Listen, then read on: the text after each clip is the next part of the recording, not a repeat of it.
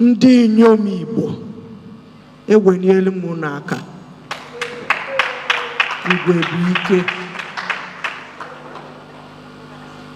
This morning, I will introduce myself as Mrs. Ebere Ndokago. I love NKATA NDI INYOM IGBO because while I have lived in Los Angeles, California for more than 20 years now, I've always wondered what is going on in my homeland. How much can we let it degenerate until we start saying something? We have not been born to be scared. Ibada atụ egwu. Ndị mụrụ ha amụ ada atụ egwu.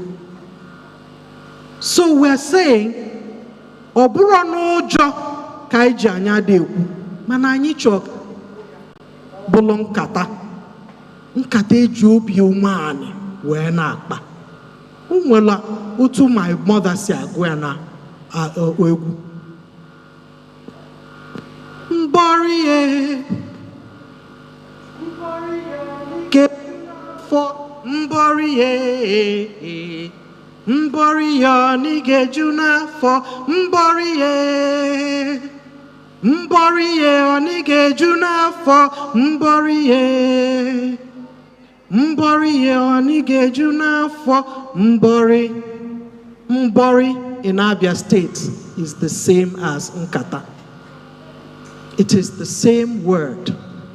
Nkole, Nkpakota, Kewe Kpakoi for.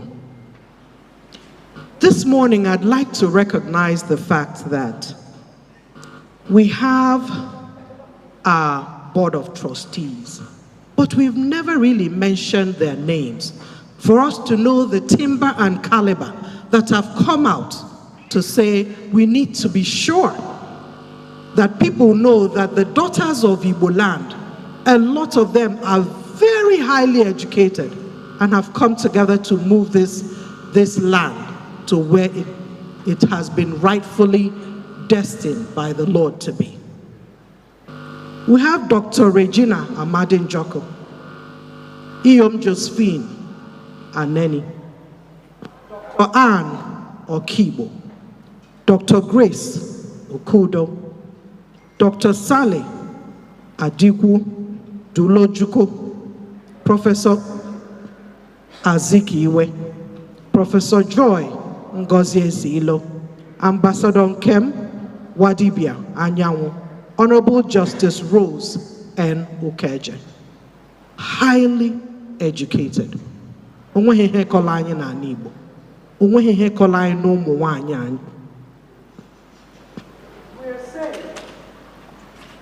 Like Iyom said yesterday, that we have a five-man board of advisors, and we have 24 members of the National Executive Committee. The 24 members are all Ndi Inyom. And today's conference is holding in Enugu. This is day 2. We still want to honor and thank the governor of Enugu State, His Excellency, Dr. Peter Mba, having sent his representative yesterday, and today we're still enjoying the Enugu State support in several ways, and we're very grateful. We have a list of donors, private donors, and we may end today's conference without recognizing them.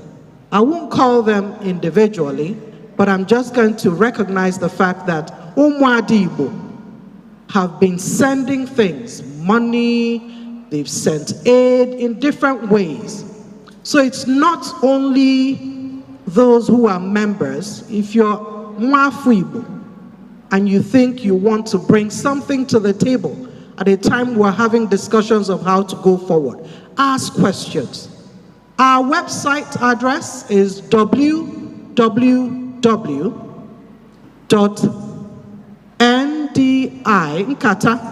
NDIINYOM.com. If you go to nkata.org, you'll find us. You go to NKATA NDI INYOM IGBO. It's all part of the same brand. If you go to YouTube, you would find us. NKATA NDI INYOM. That's all you have to put in your URL and you would find us there. Twitter, YouTube, Facebook, the web, and of course, we're on ground in person.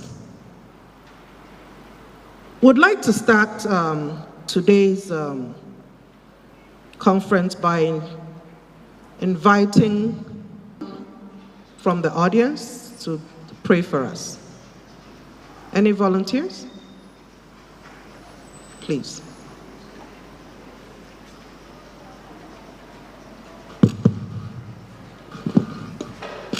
Shall we bow our heads and our hearts before Him? Our dear Lord and Father, our hearts are filled with gratitude to you for everything you have done for us. Father, we thank you. Thank you so very much for bringing us all from different places. Thank you so much for the heart of unity that you have given to us. Lord, we thank you. Thank you for the protection. Thank you for the provision. Thank you for the hearts you have given to the various individuals and groups who have given generously to see to the program. You know, we thank you so much. Lord, we pray that you would help us, that at the end of it all, it will not be business as usual. We pray and ask, Almighty God, that you would help us as individuals to find out action points, to find out things that we would go to put into practice in our various lives, in our various homes, and in this organization. We pray and ask, Almighty God, that as we partner with each other, that we will push ahead, especially in peacemaking as we are focusing at this time. We pray, Lord, that above all, you would give us a good time with you and with each other. Father, we thank you. And we pray, Lord, that everything would go well. It will go hitch-free. The meals will be good. We enjoyed them yesterday. We pray that today it will also be good. Even tomorrow, that everything will go well. Do strengthen us all. I was impressed with how we fared yesterday. Till evening, people were still filled with a lot of energy. We pray for same energy today. We pray, Lord, that everybody who will speak today will speak from you to us. Father, we thank you. In Jesus' name we have prayed. Amen. Amen. It's very important that we define the vision and mission of NKATA. I know the conference is part of it, which is, our main things are summit, which is this conference. We do interventions, and then we also do informational webinars. But who is supposed to be interested and sign up with NKATA NDI INYOM IGBO, or promote, or want to align with NKATA NDI INYOM IGBO? It's a global, a worldwide body. It's a pan-Igbo organization. It's comprising of concerned Igbo women. Now, underline that word, concerned. Whether you're an Igbo woman based on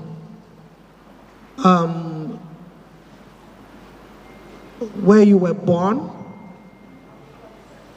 who you were born to, your lineage, your ancestry,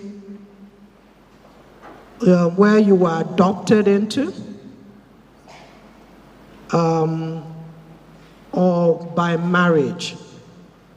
The underlining word here is concerned. Are you committed to the advancement of the Igbo ethnic group, the people of Igbo, and Ala Igbo itself?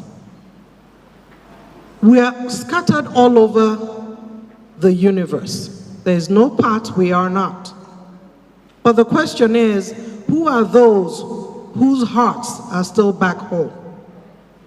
Who cares about what's going on back home? Our well-being, our land itself, our culture. Our culture needs revamping. The underlining word here is positive culture. The world rotates, it doesn't stay in one place. Therefore, our culture must move forward. Those who tried in the past always have consequences. Some of them were ostracized just because they wanted something changed. Change is here with us. Our culture could also change. Have a positive twist to the living and not just what was handed down to us. And these are the things we NKATA NDI INYOM IGBO, conversationally, passing information to people like our traditional rulers, asking that women be added in the king's court as part of advisors to the king, to any traditional setup that we have. The women have a say. They have a part to it. If I must refer to the Christian faith, the Lord made man. He was happy with it. We don't know how many donkey centuries it took before the Lord made animals. And after that, we don't know how long it took before the Lord decided he couldn't wait any longer. And he took Eve straight out of the rib of a man. That means he really wants us to get to work ASAP. And that we must do, to move the world forward, to move Ala Igbo forward. But more importantly, the Lord has given us Nigeria as being our world space, to take care of Nigeria as the Lord would want us and has destined us in here. So I'd go in to invite the first speaker, not the keynote speaker, but the first speaker for today. That will be Dr. Mrs. Obi Ezekwesili. Dr. Obi Ezekwesili has been a two-time minister in Nigeria. She has also been the vice president of the World Bank Africa region in Washington, D.C., and it spanned for quite a while, from 2007 all the way to 2012. She was a presidential aide and headed the Budget Monitoring and Price Intelligence Unit, which later became the Bureau for Public Procurement, BPP.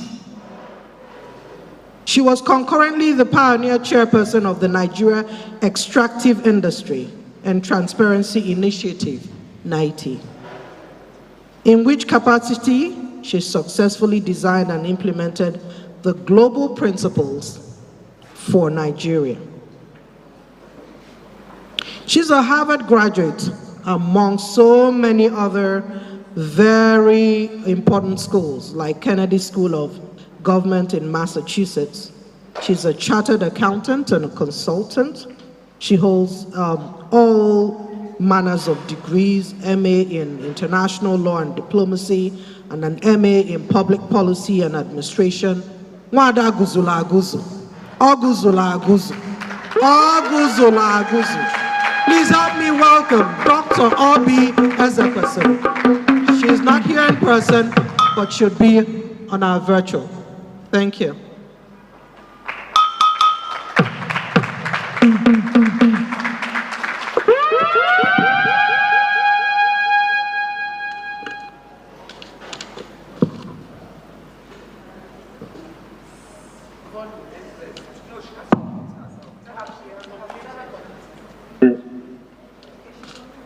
Hello, can you hear me?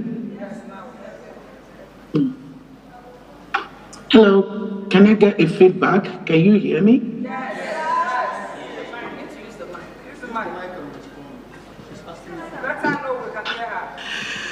Doctor, can we anyone can hear me? you. Your beautiful self, we can hear you, ma'am. Oh, lovely. Well, thank you so very much, Madam Compere. Thank you for setting the stage. And I would like to start my intervention this morning by really applauding the excellent, frankly, the brilliant work of our dear sister, Iyom Josephine Aneni, whose idea of this convening, together with Adani,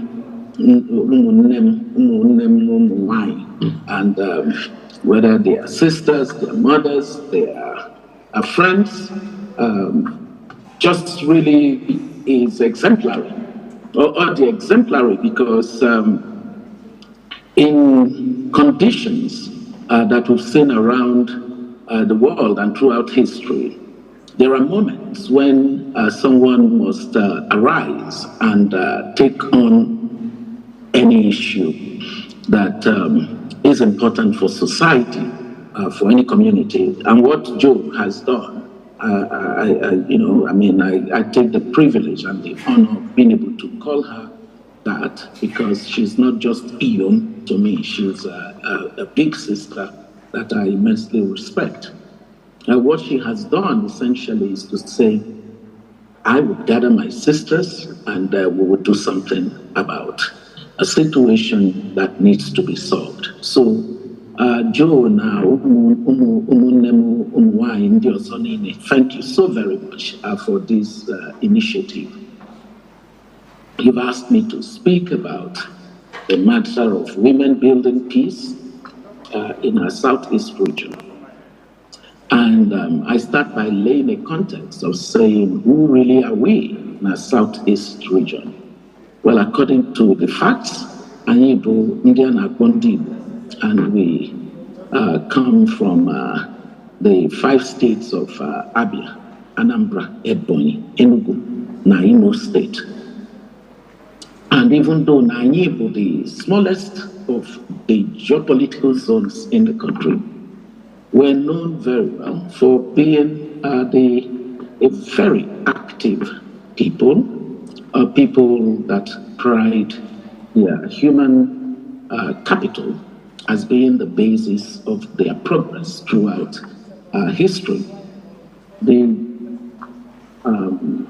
very clear indicator that marks us out is our capacity to use the brilliance of our people to design solutions, especially to be entrepreneurial, productive in various facets of human endeavor. Another thing that you were in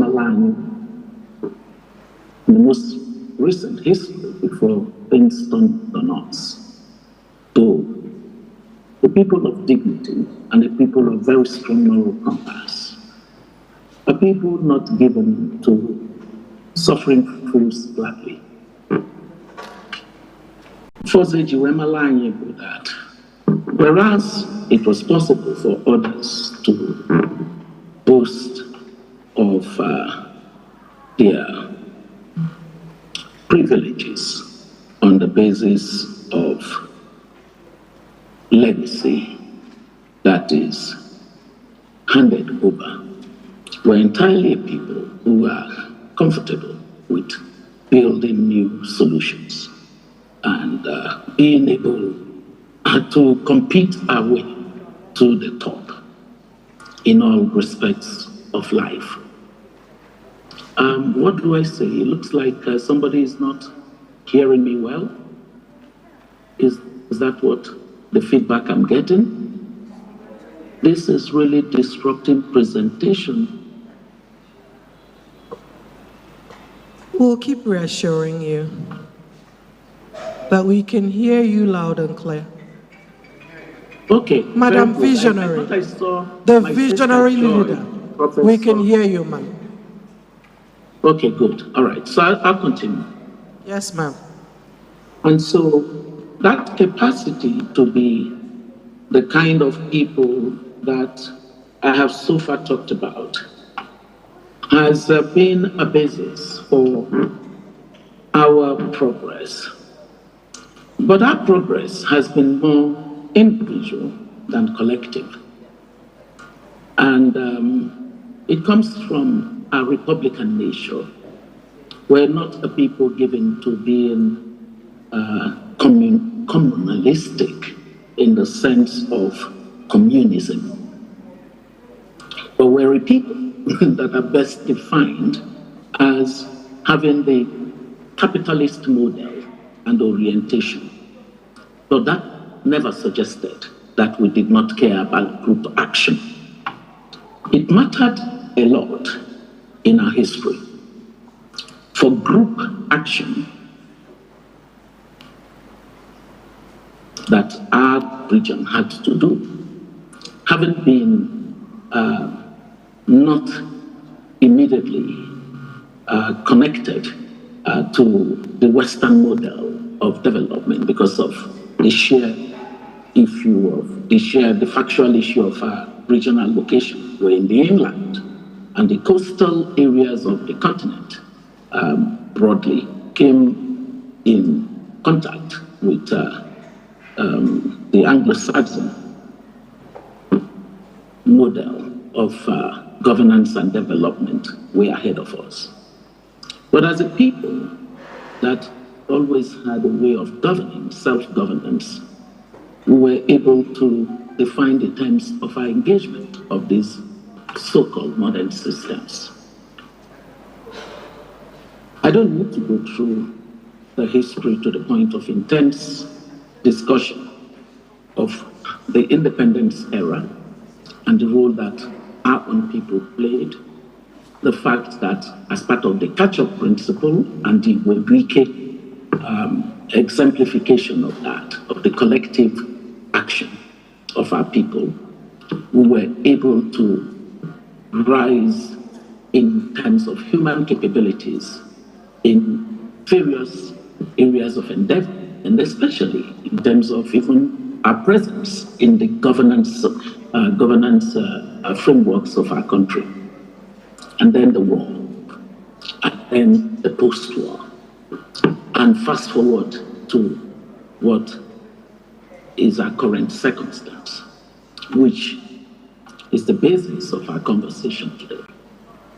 But I would say that just limiting our conversation of what NDI INYOM IGBO have decided to do would be a disservice, because it is much more than what we see.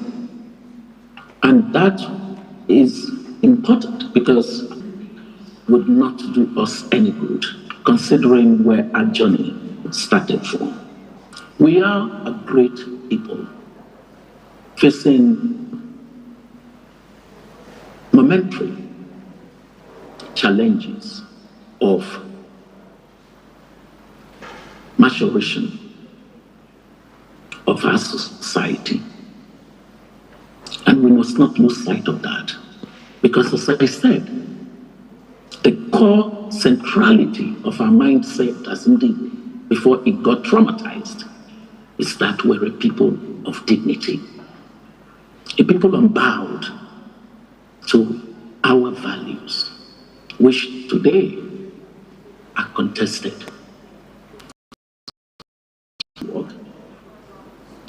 Or rather, this context of my own contribution to today's discussion. What is the problem that we seek to solve as NDI INYOM and IGBO? It is important to always identify what the problem is.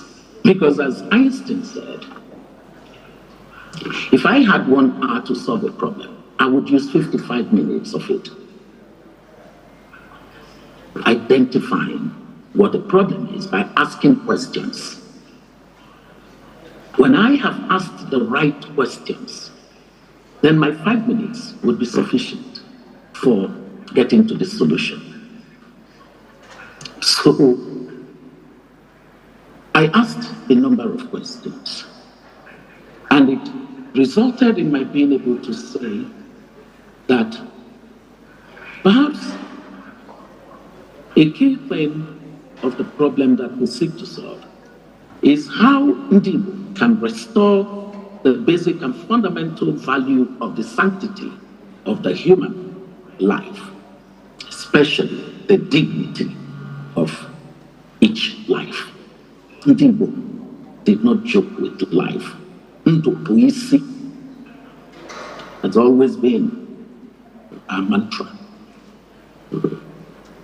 And also restoring the social values and norms on the basis of which our Southeast region thrived in the past.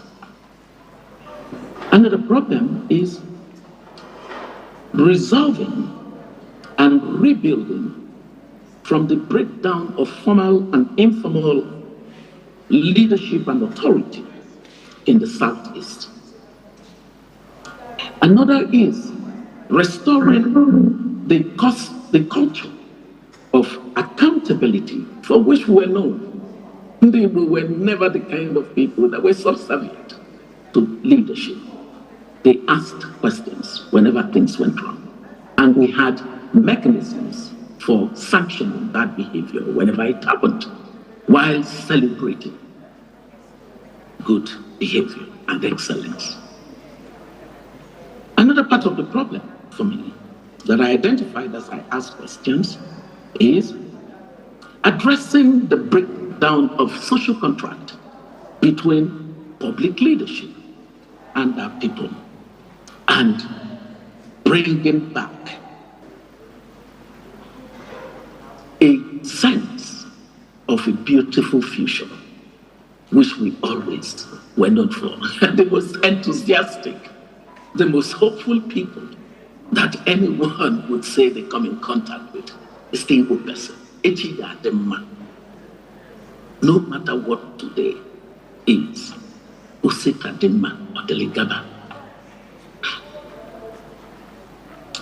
another thing that came out as I scrutinized what problem we're possibly trying to solve, I saw that it is bringing back from decline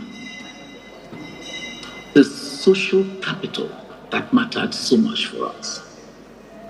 The principle of collective funding of development was always what with us before people began to talk about it as a thing in development globally.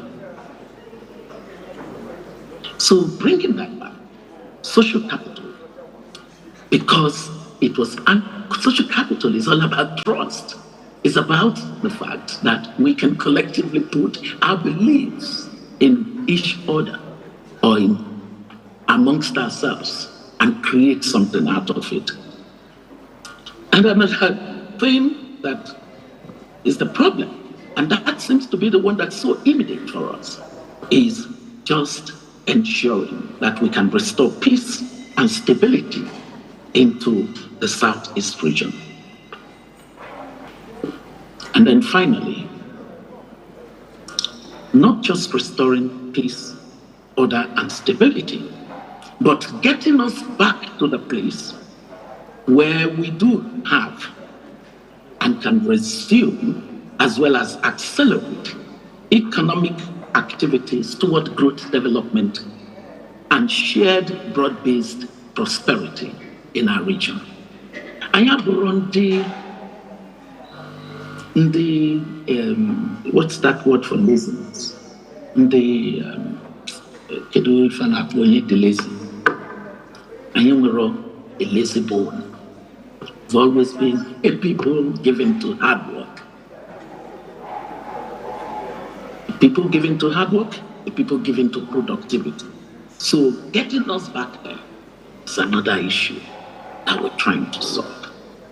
So having given this context for the rest of what I get to say, and they are shorter, is that number one, NDI INYOM IGBO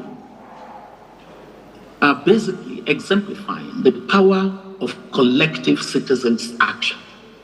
And we're doing it this time from the symbolisms and the factual antecedents of the capacity of women to step in when society is degenerating. So kudos for that. Because what has happened is that in the absence of the capable state, the capable formal institutions to address the problems that we seek to step in to address, and the ineffectual action on the part of other centers of possible engagement, NDI INYOM IGBO are deciding to do so. What a great aspiration, what a great vision. Much to be applauded, and yet important that we should be wise in how we define the user journey for the process. So one is power of collective voice and action. So important, much needed, because the gap analysis would show clearly that if there were not NDI INYOM IGBO, there ought to be something else. And so thank you once again for being that thing that was most necessary. Number three of my statement. If we are filling a gap, then what is required of the gap filler? In that the gap filler must be an honest broker. An honest broker, because in as much a way as possible, the honest broker will be driven by fact, not by emotion, not by anecdotes. Why? Because number one, the honest broker would be able to set an agenda on the basis of what we know about peace. What we know about peace is that there cannot be development without peace. And immediately we talk about development, then no matter who is involved, it becomes a normative concept that brings everyone together. There can be a sharing of the definition of what development is. And so no development without peace, understanding that conflict would necessarily be part of a progressive society. And that is why we have conflict prevention mechanisms, we have mediation processes, and we have conflict resolution as a way of ensuring restoration of society to the state where development can happen. So it becomes quite obvious that in our effort to be honest brokers, we must engage in root cause analysis of the state of the Southeast region so that we will act on the basis of empirical data and evidence, because that way we shield ourselves as NDI INYOM IGBO from being accused of having some agenda toward that which would divide. It's important that we should be anchored on analysis, on evidence, on intellectual depth of what problems we seek to solve. And this process would then help us ensure that we can neatly differentiate and distinguish criminality from rightful or legitimate disaffection, dissatisfaction, anger, or any other thing that creates the basis for destabilization of our region. Criminality must be called out for what it is. Disaffection must be respected for what it is. So, our ability to be analytical about the problem we seek to engage in solving is critical for me as one who is contributing to this conversation. Maka nkata amaka. If nkata jiwe mama buna umuru ofu onye that has the solution to any of society's problems. Which is why every society where there is that openness to ideas have often done better than the ones where one cock crows at dawn. I am running ofu cock may crow at dawn. No, we're not that. No one individual comes into our society, into our communities, and see that no also Laura or something like that. There's some proverb of that kind. We're not those kinds of people. So this nkata omaka, mana, I ask that the way that the nkata will not immediately divide, but to anchor a lot of it on analysis. And I am so grateful to see people like Wandemoke Chidi Odinkalo, who's spent a lot of his academic inquiry into matters of the kind I need interested in. Then this honest brokerage is not possible without the highest level of uncompromisable integrity on the part of the convening. And end up repeating the pattern of behavior of Ndiozo. It's not possible for us to keep this convening going with the legitimacy and credibility that is necessary for its effectiveness. Mobolona, Anyingi, na the same malaise, Judelon Diozo can be seen in this gathering of Umuada, Umuyo, sisters and wives and mothers. So I need to define a set of core values straight up so that when you're going to stray from those core values, imalo that not so good, and you have to knock it out because credibility and legitimacy, they're important for the honest broker. Number 5, put that we derive this legitimacy from the integrity in thought, in action, and in ways that show clear that we're worthy of the trust of the collective by ensuring that there is no abuse of power and influence in any for private gain.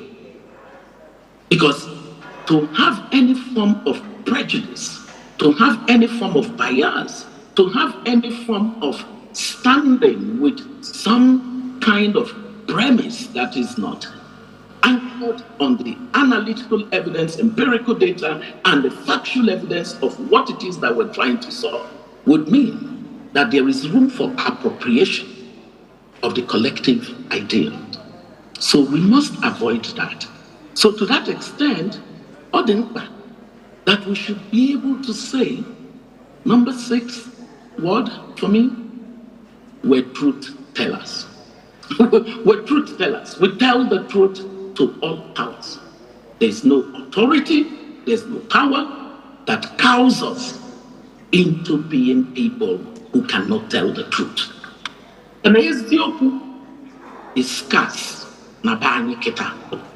And we must restore the truth as the moral fulcrum on which every other thing may be based on. The next one to that, we must map our partners. Women alone in the NDI INYOM cannot do this. A partnership mapping is absolutely important. And the partnership canvas, in the process of saying, who else is bothered about this problem? They immediately are partners. We must identify every form of partnership, because partnership is the most important and significant resource. Some would think that, oh, let us begin to look for the money, which we should. No, you don't need money. You have seen that when an idea is correct, the money will come. But the most important thing would be the partnership mapping. We need a partnership canvas. Who cares about solving this problem? We have domestic partners, we would have external partners, but we do need a partnership map. Then the next thing is, and I'm coming to the close of my talk, the next thing, to mobilize and reorganize society with the appetite to solve the problem. And the Bible needs to know that umuada asigo nika ugo na age dozili obode. That rallying message is important to come from you, Joe, and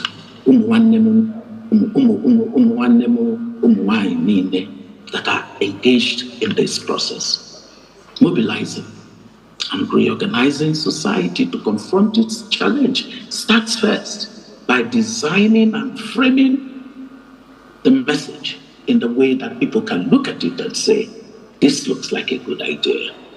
So reorientation process of saying this climate is taking everybody down and we need to redirect our energies. So messaging for mobilizing.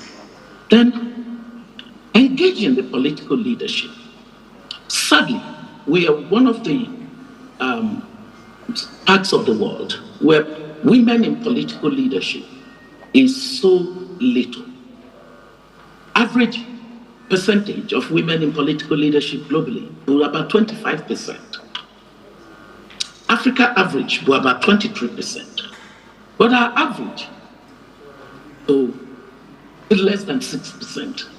So it doesn't even help because representation matters. That nonetheless, what must not happen to us is to think that because there are not sufficient women as part of our political leadership, we stand at a disadvantage. It might actually be an advantage. Because then, when we ask the majority men that run our political system in the Southeast to come to the table of a conversation, there would be that opportunity to confront the challenges. Engage the political leadership. Number 8, I think, says, engage Ndi Ohanese, church leaders, political leaders, because umuada saying because that's what it is. There was a time in the history of Israel, and everybody was hiding away, and Deborah arose. So there are Deborahs amongst you that are saying it's time. Barak was the chief of army staff of Israel at that time. He was hiding away himself. He actually said to Deborah, I will not go to confront the Assyrians, except you say you will go with me. So here we are. There is this golden opportunity of Joe, that we can confront this. Now we must engage with all of Ndi Ohanese, church leaders, political leaders, the young people in building a momentum for solving the problems identified. And then I said, my number 8, we must engage the center. Remember that we're truth tellers. We must engage the center because there is nothing, we have no agenda other than the idea that our Southeast is part of the Federal Republic of Nigeria, and that there are responsibilities due to us from the center. There are failures that have happened because of the center not paying attention in the way that it should, and there are prospects for working with the center to enable our region contribute maximally to what national development is. And then I have here proposed policy measures for the youth engagement. Whether we like it or not, the average age of our Southeast, our demography, is 18.2. That is, the average Southeasterner is a person of about 18 years and 2 months. It's an entirely different mindset. It's a mindset that could be the best benefit to our community, and it could be our worst. And we're seeing manifestations of it being the worst. But we can reclaim that ground by having a proper youth engagement strategy. And then we need to have policy measures for effective local leadership that is empowered with the knowledge of what collective action is and what it can do, and being educated on mechanisms of conflict resolution. That's important. We bring fresh ideas to the conversation. Just gathering people and saying, "Oh,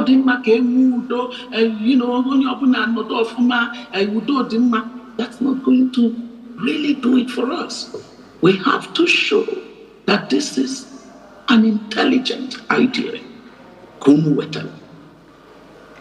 We have to show that. We have to demonstrate that. Policy measures that actually enable us to look at the Southeast and say, what would collective local leadership, what kind of collective local leadership model has worked elsewhere?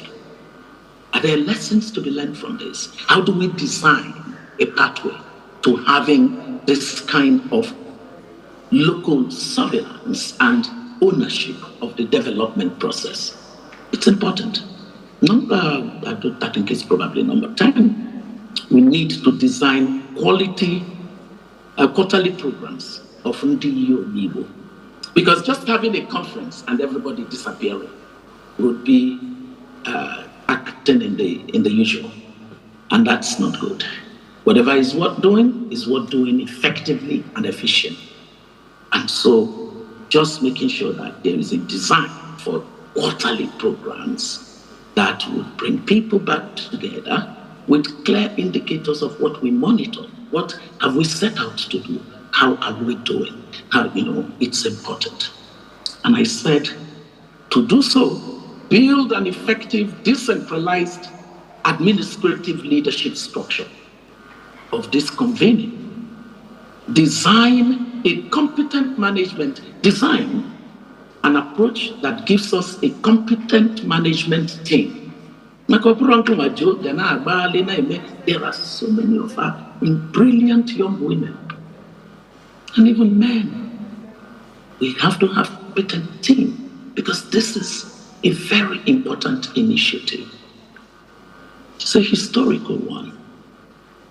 And finally, I think that as time goes on, working out a development agenda with think tanks, and just like buying, to sort of actually have articulated ideas of what we've been.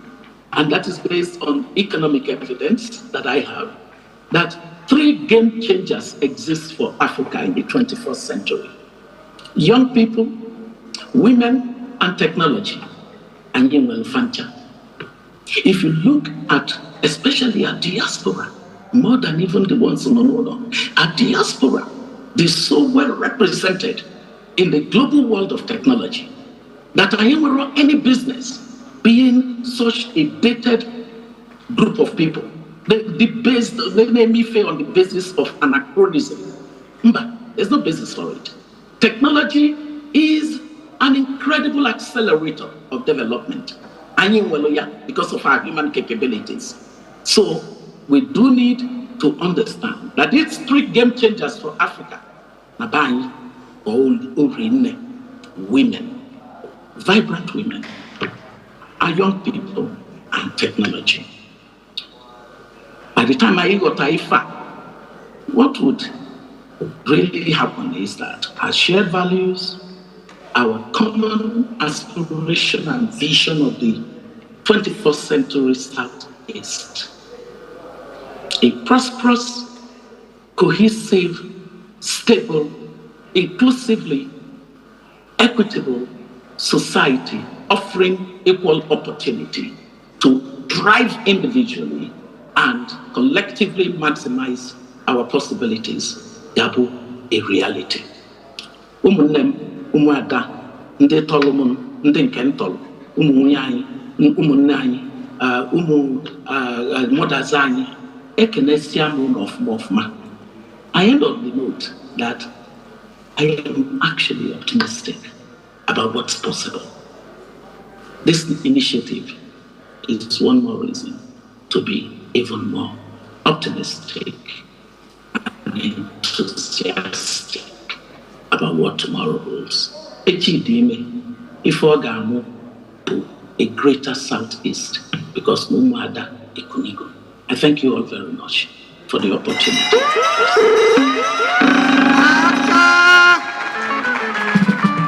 Oh my goodness. I'm hoping that women will even Dr. Obi Ezekwesili, we're so proud of you. It's unfortunate that I couldn't be with you, and I hope that Nife not be a true technology. If any equal, ntini nenolia. I know your ofuma. No sio yibeso, no yibeso. Waron ke bala nyigale. Biko obu na ige ekwe. Ko fodun do joga ajuju. Faga ajua in as lay a language as possible. If somebody is speaking, I'm not hearing because it might be muted. Ono kukwala ni aka ọzọ.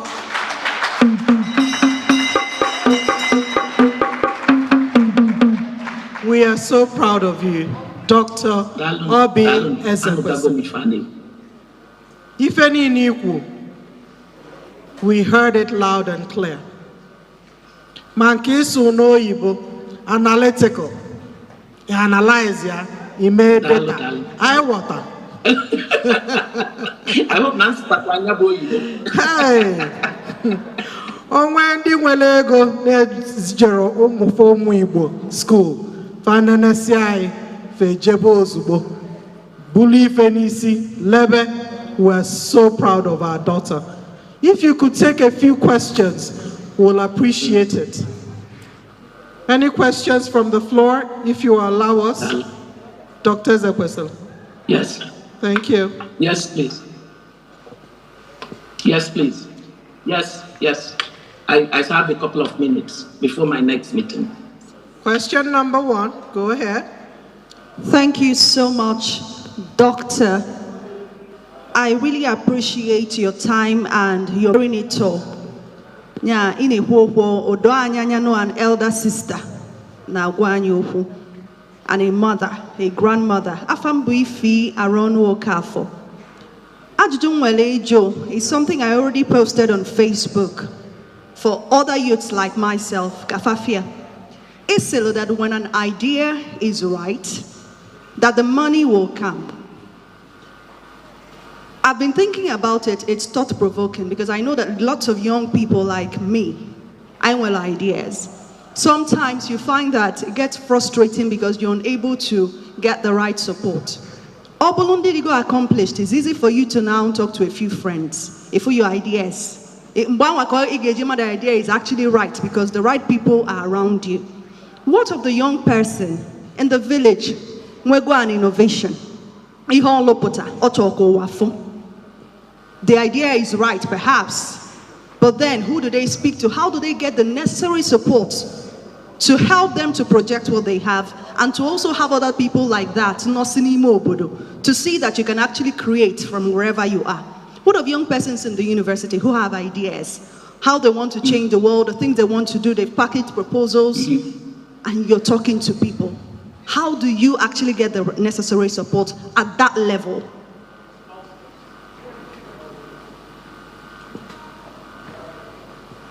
On Zanka con chalo for the other ones. Nkabuku Igbo gale ko otu, no jumilie, no ndi youth na aju. Zakade nka. Okay.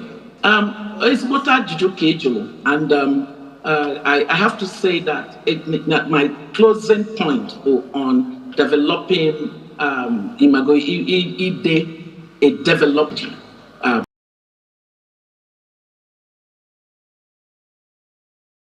I will say, all right, now part of Ife Mekoni Faguna, the capacity to accept opportunities, or is very narrow, and that shrinking space of economic opportunity, no need disaffection and disappointment and absolute anger of some of the young people they persuaded into entering into criminality. And therefore, Obunani Gaya contest the existing systems and ideas they produce dismal failure. Then I need to articulate opportunities where they expanded. And like I said, our youthful segment, one of the three game changers are UNIFYING.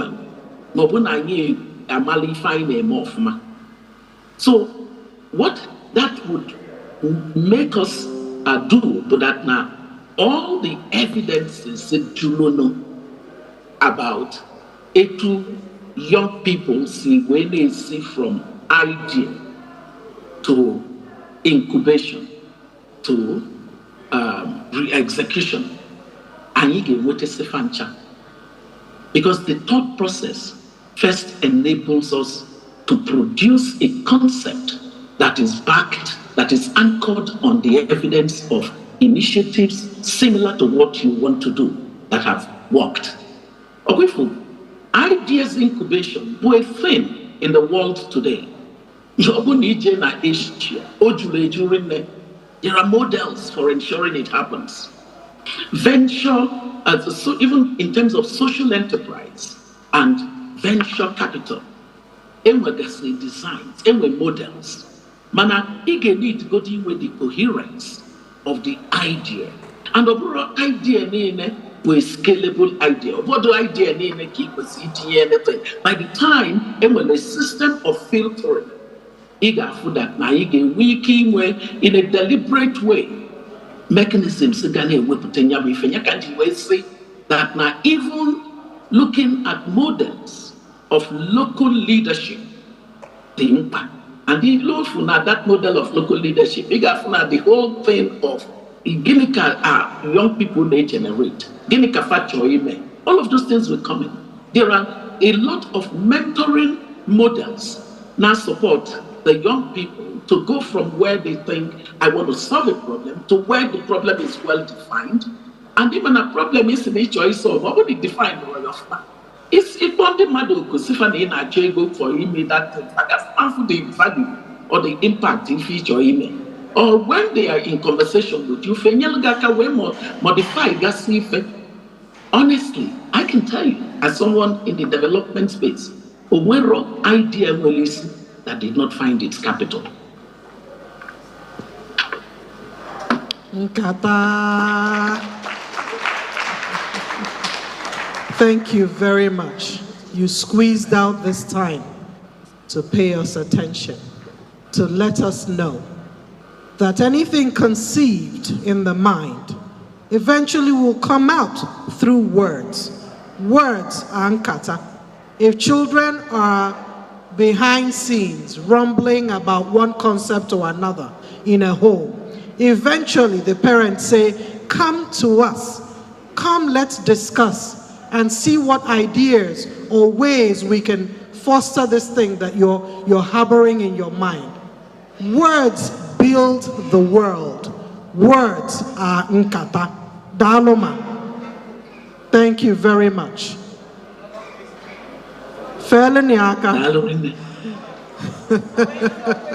Another question, ma'am. Oh, yeah, one more question. My sister Jo, I'm giving you a hug, a digital hug. One more question, ma'am. I see that one more question, ma'am. Online. Iyom wants to address you, ma'am. Professor Joy. Hello. Iyom wants to address you, ma'am. All be global citizen. Adani Jemono. Adani Jetuono. Biko Dalu. We so appreciate it. We saw your timetable, from 8 to this, from that to that. No time. She had only 40 minutes in between, from morning till evening. And that is the space she's choosing to talk to us. God will bless you. God will be with you. Amen. Amen. She's all over the world. Amen. She's not even in the country. Amen. God will continue to bless you. Thank you very much. Amen. Thank you very much. God bless you. Just say it.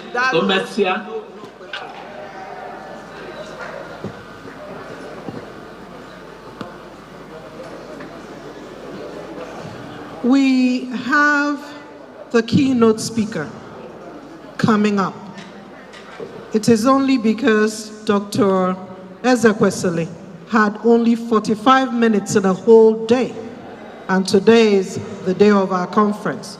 We had to create time for her, and we're hoping to apologize to Professor Chidi Odinkalo, who actually gave up his spot just so that a lady can take that first spot. Professor Chidi Anselm Odinkalo is a lawyer. He's a human rights activist worldwide. He is a writer. Amongst his publications are Building Bridges for Rights, Inter-Africa Initiatives in the Field of Human Rights, Justice Denied, Areas Courts in the northern states of Nigeria. He was the former chairman of Nigeria's National Human Rights Commission and was recently the senior team manager for the Africa program of Open Society Justice Initiative. So Odinkalo was born in Ihiala, Anambra in 1968 and hails from Olo in Imo State. But more importantly, he has taken his human rights activist initiatives all over the world. Let me allow him to come in and speak to us through Chidi Anselm Odinkalo. Please put your hands together.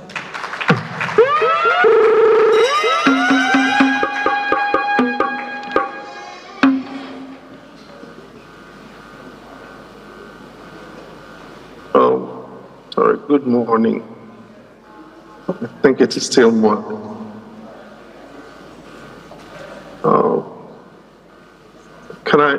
Let me please apologize. I must look a little hurried. I'm in between, I'm actually in an airport transit zone.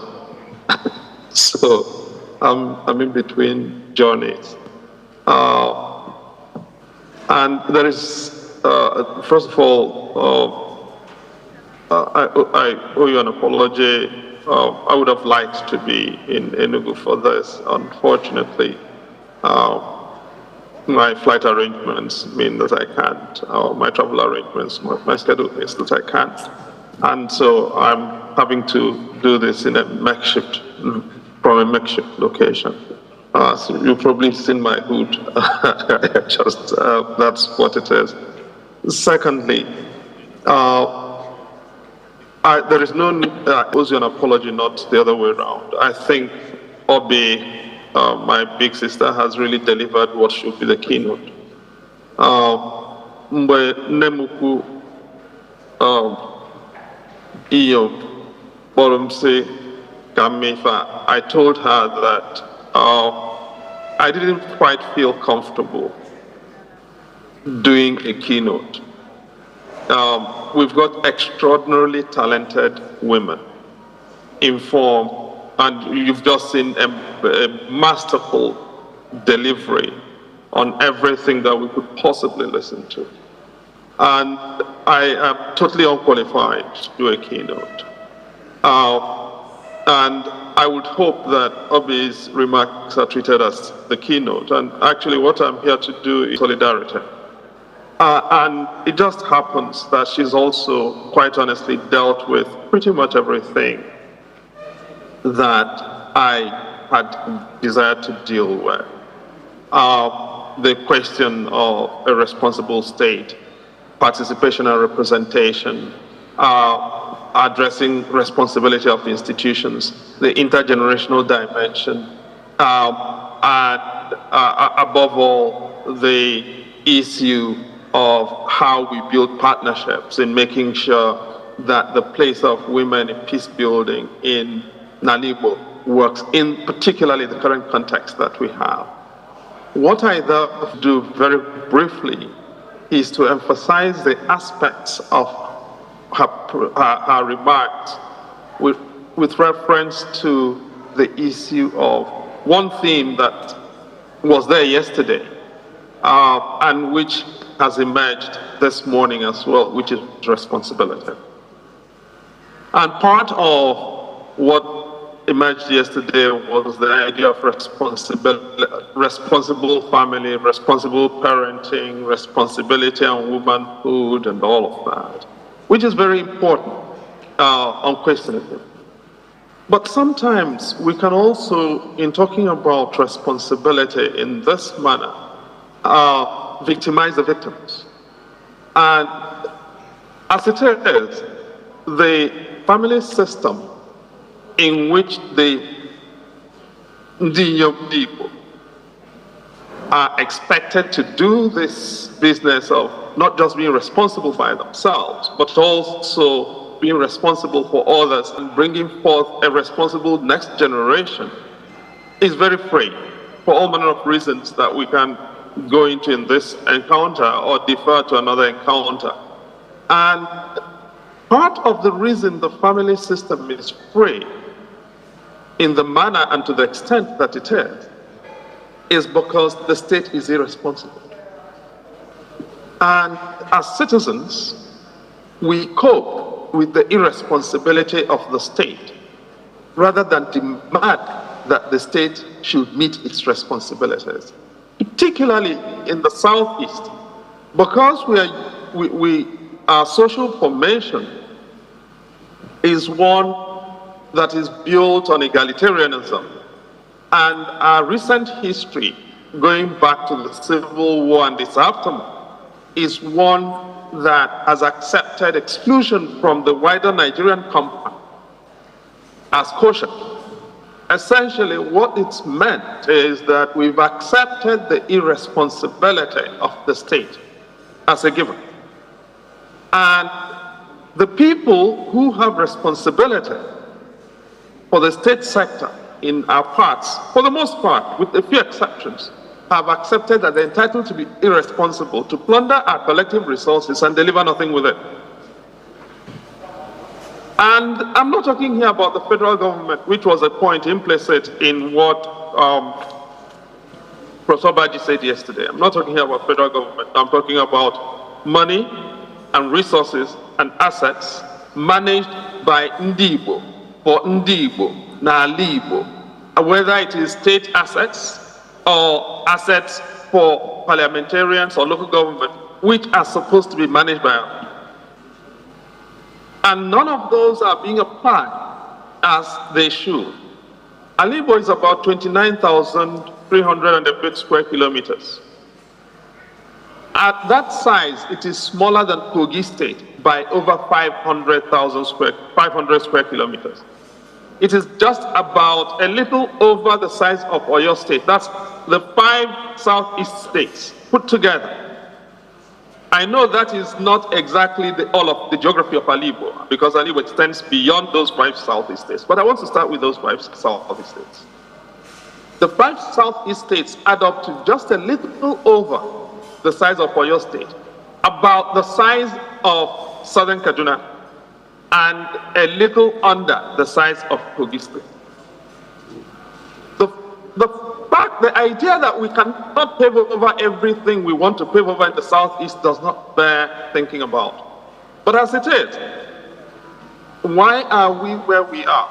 And what is the challenge we confront? And Obi has laid those out very clearly, and I'm not going to go over those. But we do have certain challenges with creating a responsible state, a state that thinks, a state that cares, a state that is involved in our lives. And the failure of a responsible state has created the irresponsible zones that we're talking about, irresponsible private zones. A state of impunity encouraged by the state, a state without consequences encouraged by the state, means that our private spaces are zones of formation, whether they be the faith zones of formation, or family zones of formation, or educational zones of formation, or other social zones of formation, have failed in their roles because they are in danger. They're stretched beyond their capabilities. It means that people who are unfit are hired to be teachers, for instance. So no matter what you do as a mother at home, when your product goes to school, your product suffers, the child suffers. Why? Because the people who are teaching the child in school are unsuitable. So they are destroying the work you're doing. And we say, well, lines like, we focus too much when we gather, when women gather, we focus too much on what is the young woman wearing. But let me also be very explicit about this. Even professional sex workers deserve humanity. We can be very judgmental as a people. And when you see the way that our state sector and our people treat professional sex workers, you weep for our society. The rape that they face in law enforcement encounters, the abuse that they face economically, reflects a society that does not care about anybody. And if we cannot care about such people, you think that anyone will care about us? Nobody will care about us.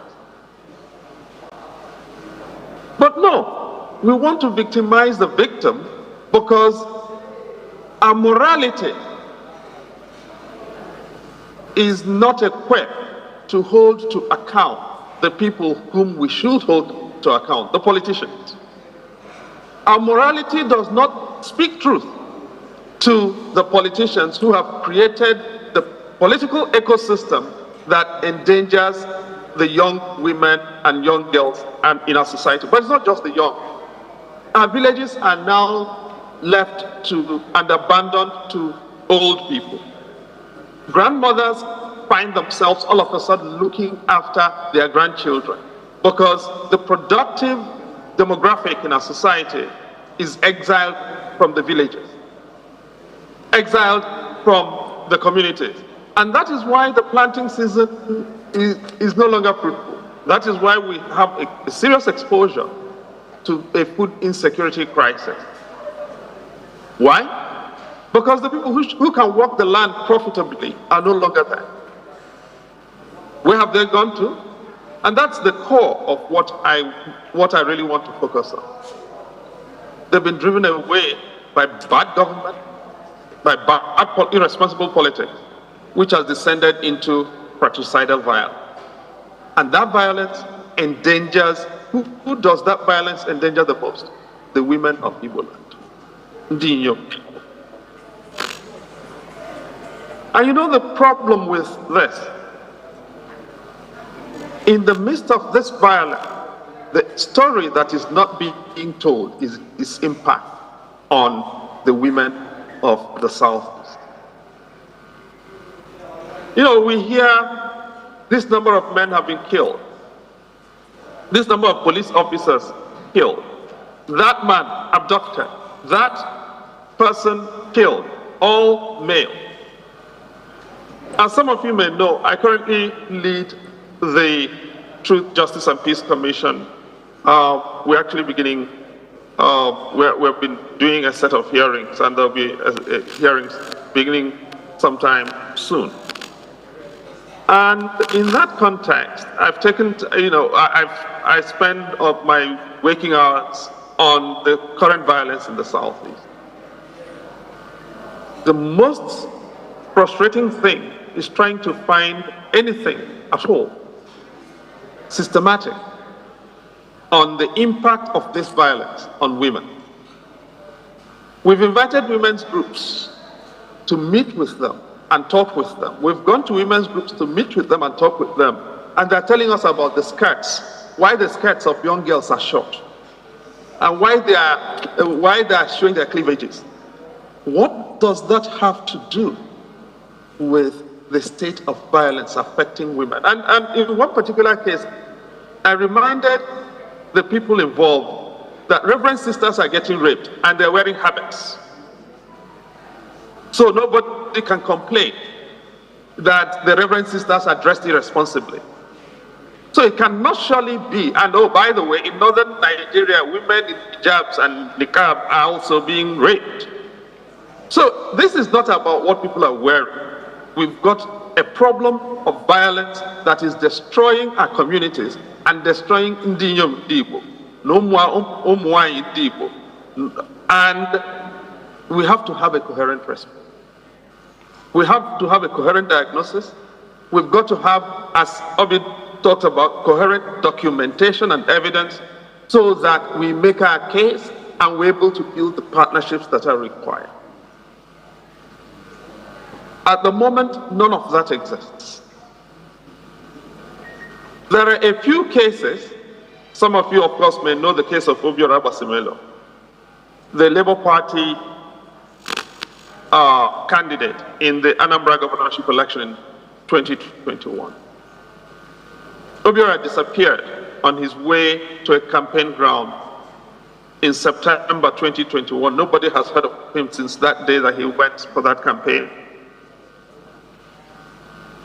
And he left a young wife, 2 children, and an aged mother. Labour Party has not said anything about Obiora. The law enforcement agents didn't much say anything until we started putting some pressure. Gratefully, the Attorney General of Anambra State has now taken steps to initiate some accountability against the people who were with Obiora on the day that he disappeared. But the case has just started at the High Court in, I believe, Newi. And it's going to be a while yet before we make progress on that. But every male victim leaves behind female relatives.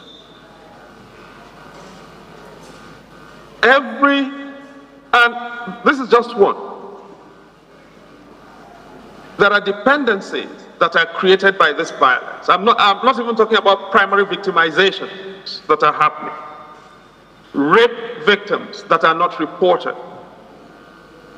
Murders of women that are not reported. Abduction of women that are not reported. Sexual slavery that we're only just beginning to discover. So Odumodu, who was killed in Anambra about 4 months ago, enslaved about 5 young girls, all of them under the age of 20, and was systematically raping them as he conducted his campaign of terror. He would finish, come home, and rape these young girls. He impregnated, I believe, 2 of them. and the rest he kept in a dungeon in his house. These girls are traumatized. They will need assistance to make sense of their lives thereafter. And they are traumatized not because he abducted them and kept them in this slavery. It was not about what they were wearing at the time he abducted them. He just abducted them. And in places like Osumo, young girls cannot go out anymore. In places like Osuhitukwa, Osumo in Anambra State, Osuhitukwa in Imo State, parts of Itenansa in Imo State, young girls are endangered if they were to go out. Old women cannot go to the farms. Going to the local stream has become an issue. On sit-at, how many women do we know have died because they could not get to hospital on sit-at-home day? We will not count them as having been killed by the violence, but they died because of the violence. In a lot of communities, people no longer go to church. And as you well know, churches are more than just places of worship for women. Churches are also points of social contact and social support. They are outlets for expression, for leisure, for organizing. All in a lot of communities, if you go to Osumogu, for instance, nobody goes to church anymore. The churches are all shut down. I'm not talking about the markets. So, at the border between Imo State and Anambra State, there's a market called Ekotutu. Ekotutu is one of the biggest markets in the southeast. It has been destroyed. Many of our markets have been destroyed, and most of the people who work in these markets, who trade in the markets, are women. It is how they sustain themselves and sustain their families, pay for the school fees for their children while the men go out drinking and enjoying themselves.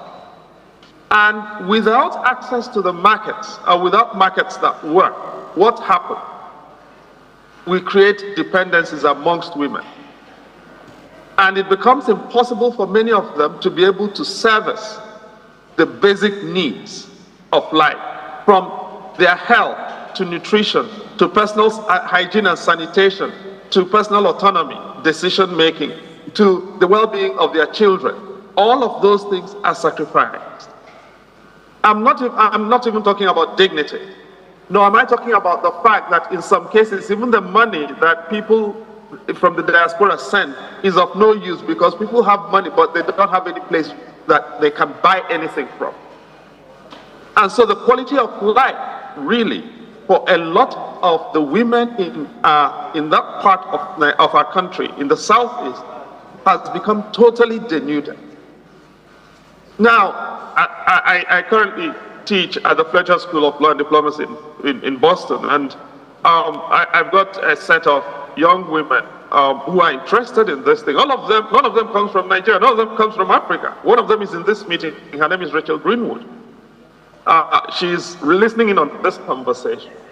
And they're interested in looking at this from the point of view of gender and conflict. And I'm asking, where are Umuwai Ndi Igbo? Not Ndi Inyom Igbo, just young girls, young women, young academics, young researchers, young activists, young policy people. Because this is the story of our situation. This violence clearly is affecting men, and men are mostly the purveyors as well. But this violence is destroying the sustainability of the Igbo race. I could go on, because when you kill up all of these men, who will the young girls marry? You tell them not to go and have extramarital affairs. But the men whom they are going to marry have been killed off, abducted, destroyed, ruined. What happens therefore? You will change the moral ecosystem of the society in a way that many of the mature, established women in this gathering will not be happy with. I listened to Professor Baji yesterday, and I feel challenged by what she said, and I don't agree at all with quite a good bit of what she said, because the context has changed, and the context has been changed by violence. A lot of young women no longer have male mates with whom they can have relationships from their peer group, because they have all been chased away from the neighborhoods in which they could develop healthy relationships. How many of us know young men between the ages of 18, 19, 20, and 35 in any of our rural areas these days? Our secondary schools and high schools have been wiped out. In a lot of communities, the schools have been destroyed. So, every society, na Igbo, and now why, Nandu. And there's a reason for that. Because when you marry, all you do is to borrow the fertility of a woman to populate your own lineage. It is borrowing. It is only when she dies and completes her mission that you complete that marriage and acquire the rights with which you can then proceed to funeral rites in your neighborhood. Otherwise, historically, Umunaya can come and collect her body if you have not fully fulfilled the rites at her death. That symbolism is being destroyed by the violence that is happening. And the networks of relationships, healthy relationships constructed as a result of the things that are built around those symbolisms in our society are also being destroyed. The only people who hold us together are the women of our society. The only people who hold our sustainability together are the women of our society. The things and reasons for which they hold us together are what are at stake in this violence. We adverted to these issues, and so the federal government wants to shoot everybody. Bring guns, bring soldiers, helicopter gunships, but we don't have enough guns to shoot our way through this crisis. And that means what? We've got to think our way through it, reason our way through it. And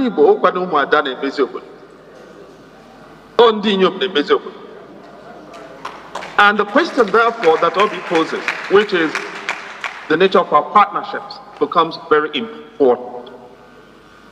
How do we build the partnerships? With whom? And how far?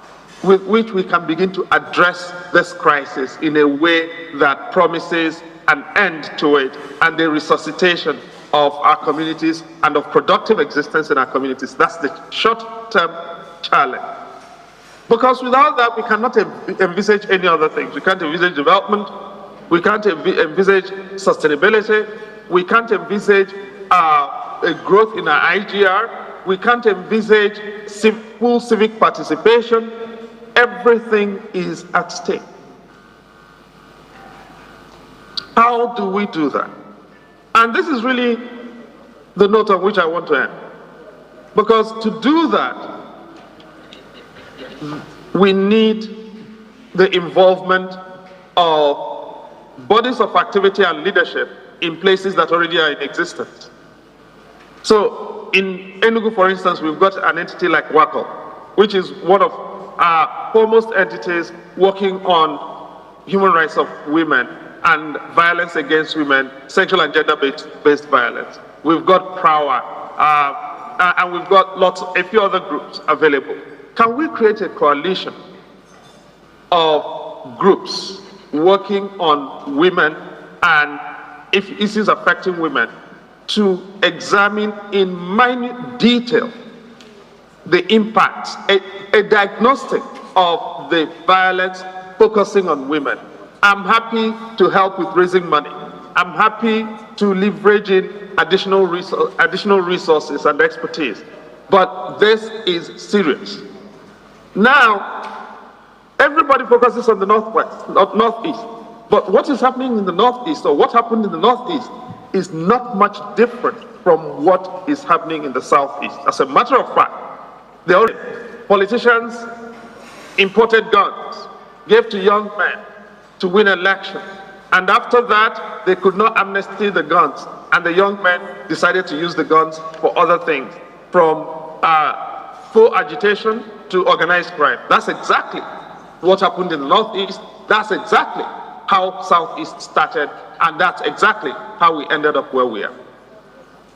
That means what? We've got to discipline our politics. We cannot just continue to focus on telling young girls, oh, you're not well dressed, when governors and members of House of Reps are ruining our societies. The dressing of young girls has become a priority. It is not. With all due respect, I'm not saying it is not a big issue for those who want to make it, but on the scale of destruction, given a choice to prioritize between the dressing of a young girl of 13, 14, 18, 21, and a governor who procures a 150 billion supplementary appropriation, and not a dime of which is spent on their state, how do we focus on the dressing of the young girl? Why is it that our moral compass cannot comprehend it is not possible? But on the day that that governor has finished rigging an election and calls for us to go and do Thanksgiving in church, all of us will wear our best dress and go and do that, knowing the elections were stolen. It is not a moral issue for us. What is a moral issue is what young girls dress. Can we stop beating up on young girls and focus on the things that really matter? Which is what? Number one, our spaces have been toxified by bad politics and bad leadership. We've got to reclaim them. Number two, violence is destroying our communities and destroying women. We've got to get involved in solving that problem. Number three, the diagnostics of this violence and the reporting and documentation and evidence-basing of it is not at all being addressed. Can we begin to focus on that? And if we can, number four, addressing 1, 2, 3, can we begin to try and figure out the kinds of partnerships needed to begin reconstruction with a plan that focuses on re-energizing the economic capacities of women in the southeast of Nigeria, because that exactly is what is going to rebuild our societies. If we focus on that, we'll begin to rebuild our markets. We'll begin to rebuild our school. We'll begin to rebuild our hospital. And if we focus on addressing these three things, it means we've got to make leadership work. Because leadership that does not begin to rebuild our markets, our hospitals, our schools, will not be able to enable the women to go back to the farms. And if we cannot go to the farms, we'll become dependent on others, otherwise we will die of hunger. The food security crisis becomes real. Really, all I'm trying to do is a call to action and hopefully laying out, adding a little bit to the program that my sister Obi put on the table. And in closing, let me just say again, thank you to INYOM and the team that's put this together. As I said, I renew my offer to help with leveraging of resources, leveraging of assets, leveraging of skills, leveraging of expertise to address on an urgent basis the things that need to be addressed. And finally, in the work that we're doing at the Truth, Justice and Peace Commission, and my big sister, Ambassador Bianca Ono, was here yesterday. In the work that we're doing, we would like to make sure, because the report is going to all the state governors of the Southeast as well as the federal government when eventually we finish the work, which is likely to happen in the first quarter of next year. Would like to have a proper treatment of the impact of this situation on women in the Southeast, with a clear set of deliverables, policy deliverables around which we can build an agenda for different people, private sector, government, policy making, the academic, advocacy sector, and the law. Would like to offer a partnership to NKATA NDI INYOM, can we work together to get a plan for the Southeast about involving women fully in re-energizing the Southeast political economy? Thank you very much, and may God bless all of us. Thank you, Professor Chidi Odinkalo. Please, he said he will partner with us. Another round of applause. One down, several to go. We have a lot of questions, sir. And we know that you said you're in a bus station. Safe travels at the airport. We wish you safe travels. You're the first one, second or third, to put your foot forward. So Igwa Umuwanyi Igbo, Umuada, Ndi Inyom Igbo, Unukute, Akunyewale Munu. Sir, is that what you said, sir? You'd be there for us. That's accurate. Another round of applause.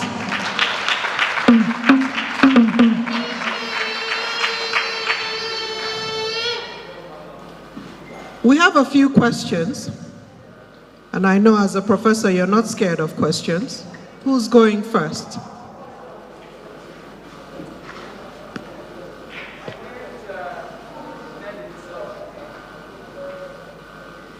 This is Secretary of NKATA NDI INYOM. I'm a journalist. Okay.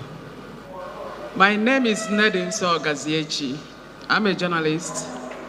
I'm the Publicity Secretary of NKATA NDI INYOM. Professor Dinkalo, I've admired you from afar, and I work both nationally, and I love your depth and your intellectual contributions to our development. I thank you for this very beautiful contribution. I thank you because if you look around, you see we don't have many men here, especially the political actors in our Igbo.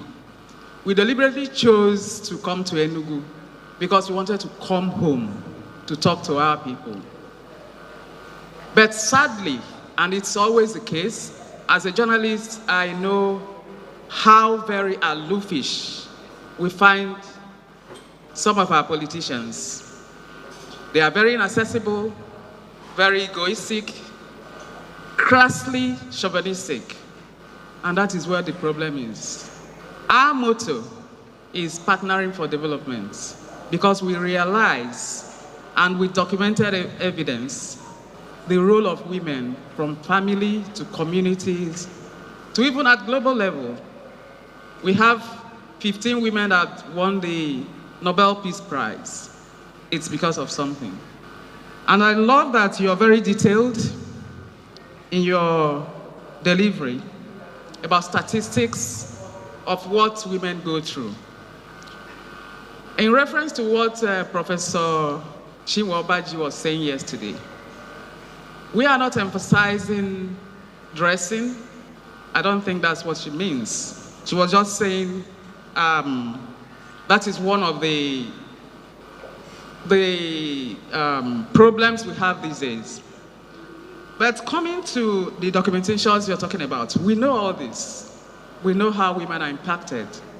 About a month ago, I went to Imo State for a burial, and I had to pass through Anambra Airport because I couldn't pass through Imo Airport because of the distance,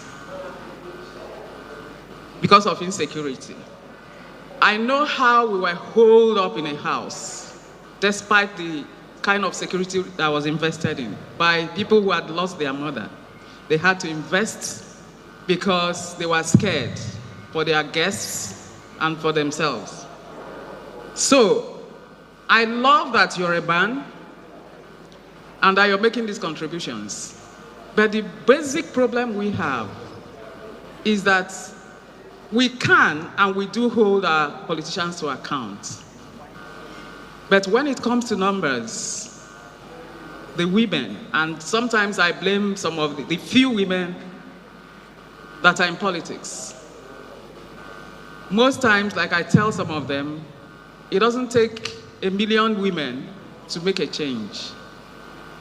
You just need one woman. Rosa Parks was one woman who just sat down, and she made a difference. But what we have now, like you're telling us to hold our leaders to account, how do we do that? Once I had met the senator representing my community, and I went up to him and said, I greeted him, introduced myself, and told him there was a road construction that had been abandoned, the gutter, and the flood, I think, carried a child. And she told me, I'll refer you to my media aides. And I said, no, you won't refer me to your media aides. You're the senator representing my community. But that was after 2019 elections. So he had nothing to lose.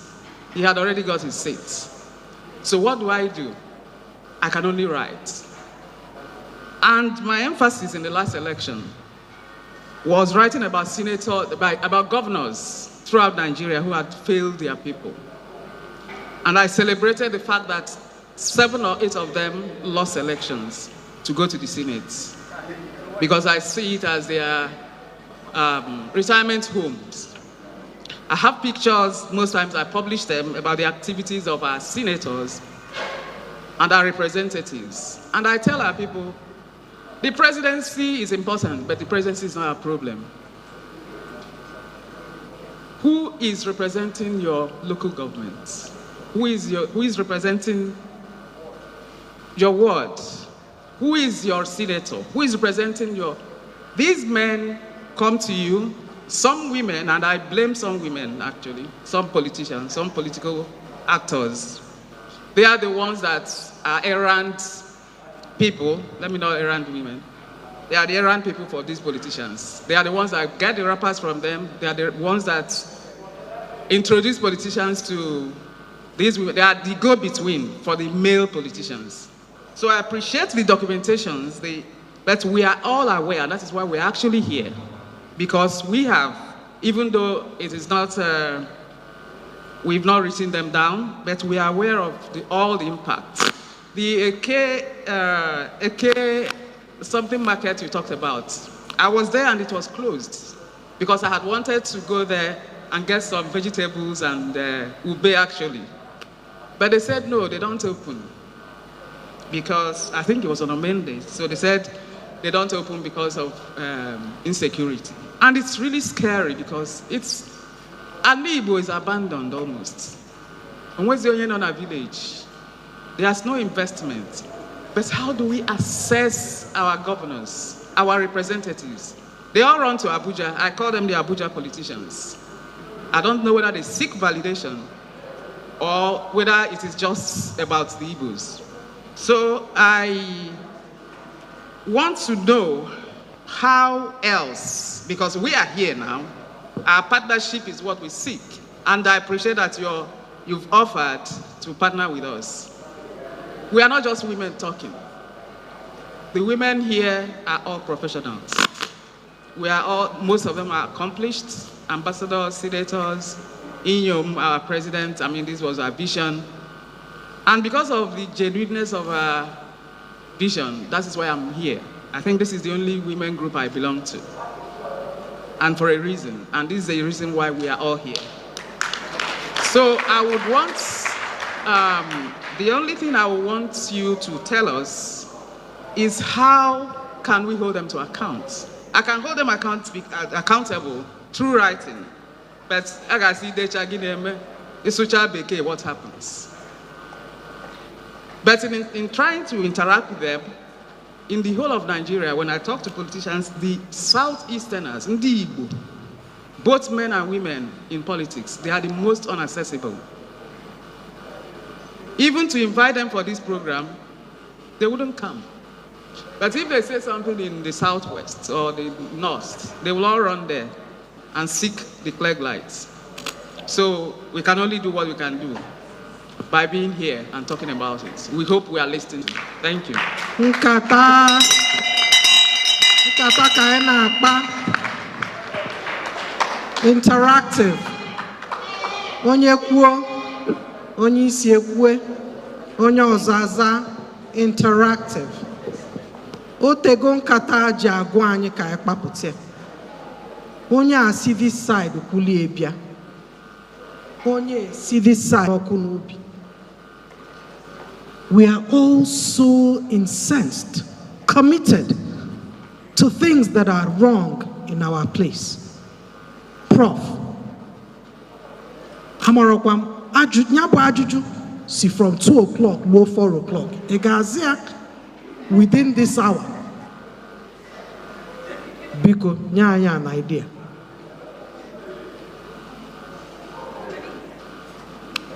You didn't hear me? Oh, thank you very much. Nadine, so that's a brilliant name, by the way. Hello, do you hear me? I hope you hear me in some form. Go ahead. We can hear you. Okay, thank you. Thank you very much. Now, no, I just said the name is a brilliant name, Nadine So. You know, the point is very well made. But look, can we set a target? Next year, we can actually, within the next 6 months, why can't we launch a report that how many women have been killed in this violence in the Southeast? How many women have died as a result? Do we have an epidemiological investigation of the numbers affected by this violence in the Southeast of women? We don't. And you know,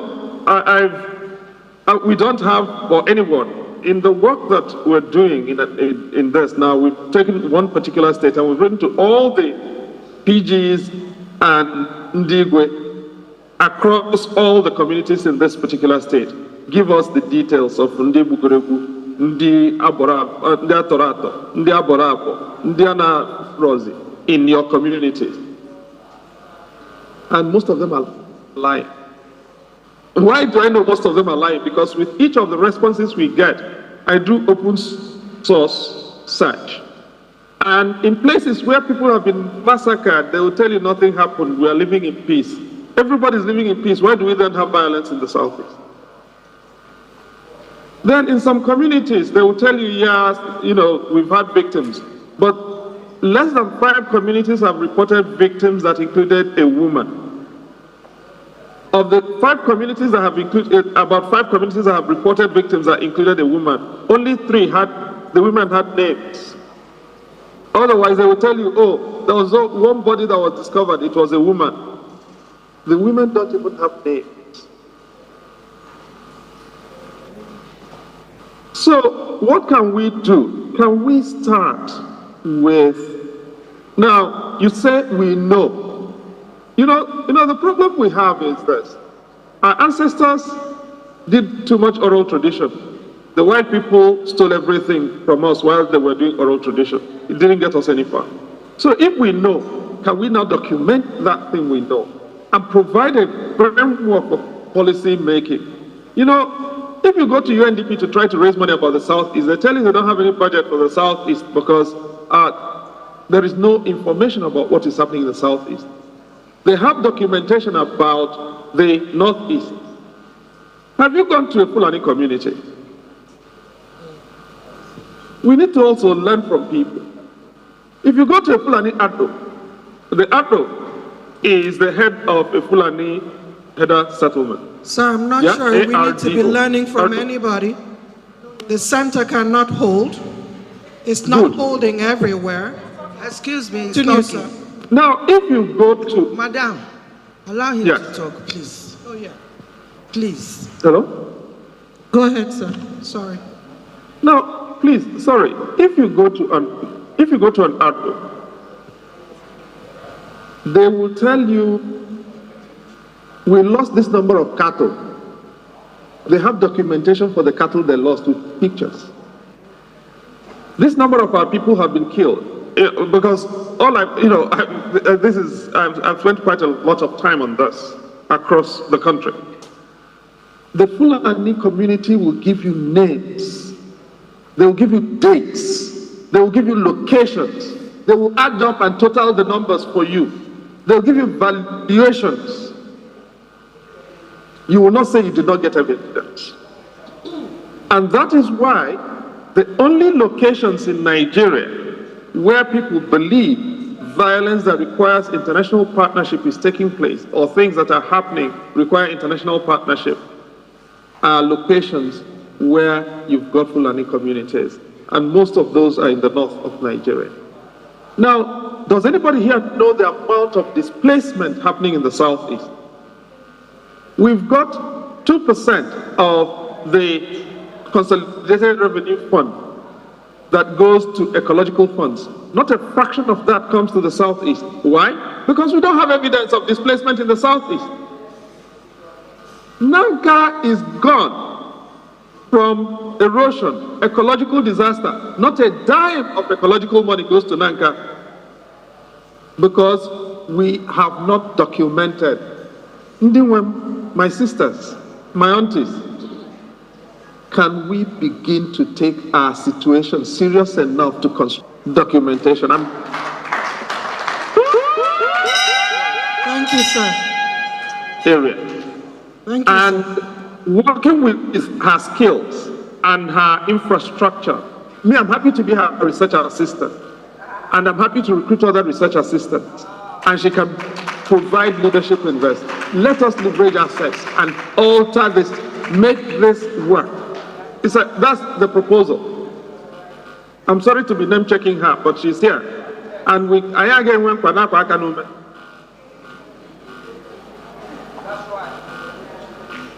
That's right. Prof. Thank you, sir. Prof. Dalu Rinne. Dalu. When I approached Prof, can you hear me? Can you hear me? It's not I hear you. Okay, you can hear. Yes, ma'am. So when I approached Prof and asked him to, give us a keynote, he said, he reported himself. So I want to, he reported himself here. He said that there are women that he cannot even step in their shoes. I should find a woman to do it. We were to have it in September. Prof dodged. And we moved it to October. Prof wanted to dodge. He said he's traveling. I said we will catch you on the road. Today we have caught him at the airport. And Prof has given us a keynote. Because I know we have women who can give us, who can do. But I also know, that was why, because Prof said we have women, we got another woman, NOB, to give another keynote. So this is a unique conference that has two keynote speakers. NOB gave us the keynote for yesterday, and Prof is giving us the keynote for today. The reason why I called Prof is that Prof is fearless. We are going into Aguche, Aga brain. Prof has the brain and Prof has the courage. He's not afraid to speak truth to power or to anybody. And I knew that he will lead us, give us the framework and show us how to go about it. We mean business. We didn't just want a talk shop or people who will paper things or lie or, that things are okay. See, you heard it now. When we were planning, we gave invitation to every governor in the Southeast. Personally, we gave invitation to every minister from the Southeast. I personally went to their offices to deliver the letters. We gave letters to every senator from the Southeast, every House of Reps from the Southeast, both man and woman, but none of them is here. We even went to give to all their wives of the Southeast government. None of them came. It's only the Abia State governor's wife who has now sent us a recording, you know, a goodwill message by recording. So, but we're not going to be discouraged. We're not going to, we will keep pushing and challenging them, and we still keep going to them whether they like it or not. And with Prof partnering with us and people like him, people like NOB by our side, they will see what we will do, because we cannot continue like this. Enough is enough. We are coming after them. Full blast. Enough is enough.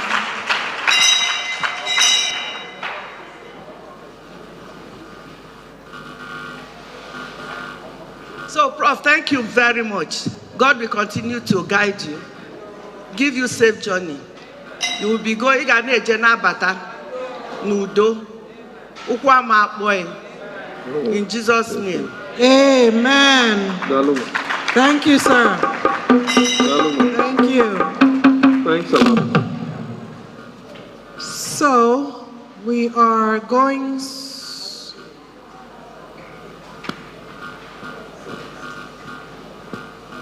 So if you have any response to us, Prof, any final words?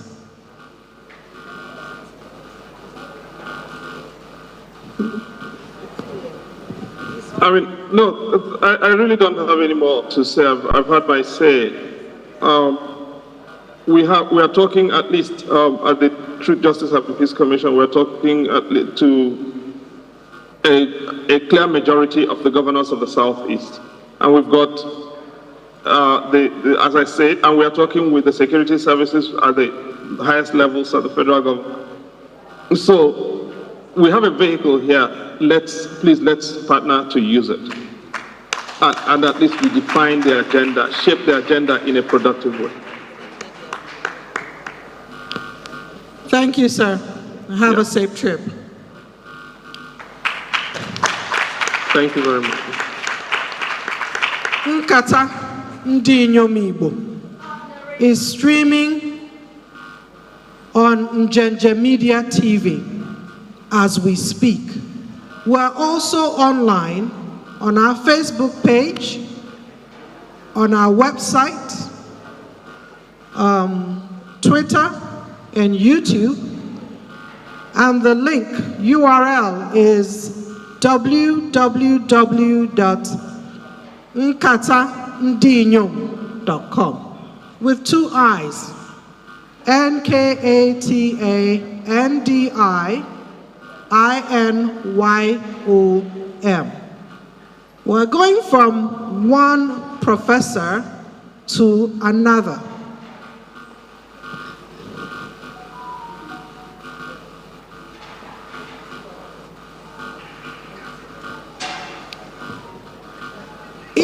Professor Chidi Odinkalo was in the same class as Professor Joy Ngozi Ezilo. Tell me, would it not prove to you that what a man can do, a woman can do too? Why are we shying away? We have so many internal assets within us that it beats me for anybody to think that NKATA NDI INYOM is something that they do not want to put in the right place. Professor Joy Ngozi Ezilo is the next speaker. She is a professor of public law.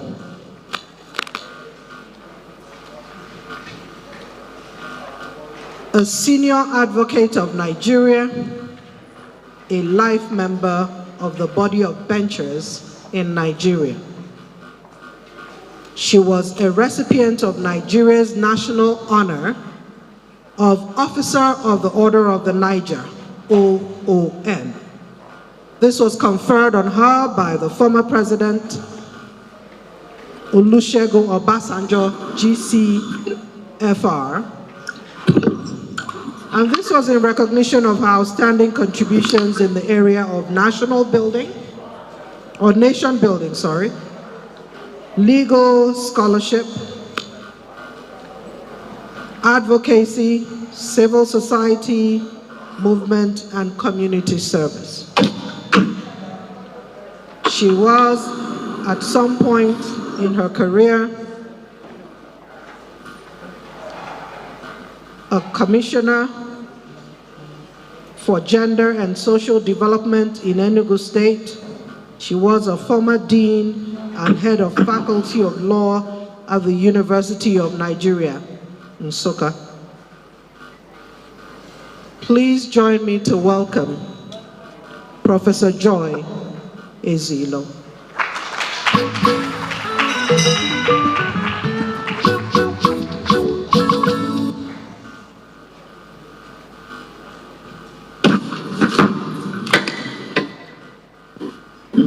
Hello.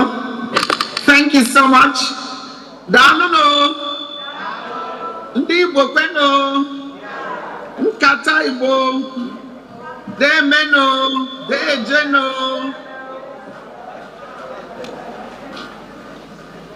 Dalono. We thank God for Igbo. Umoma.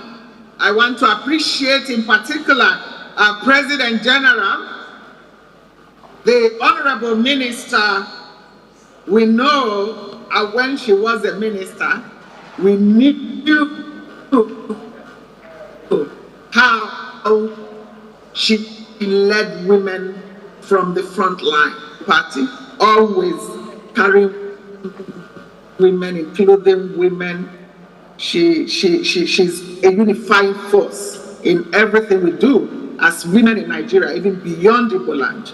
But we are particularly pleased of this initiative whose time has come to bring all of us together and make concerted effort in changing the narrative and ensuring that women matter, not only in Igbo land, but in Nigeria, and that we not only count, but we drive both the policies and programs that will change this nation and make it greater, especially Igbo land.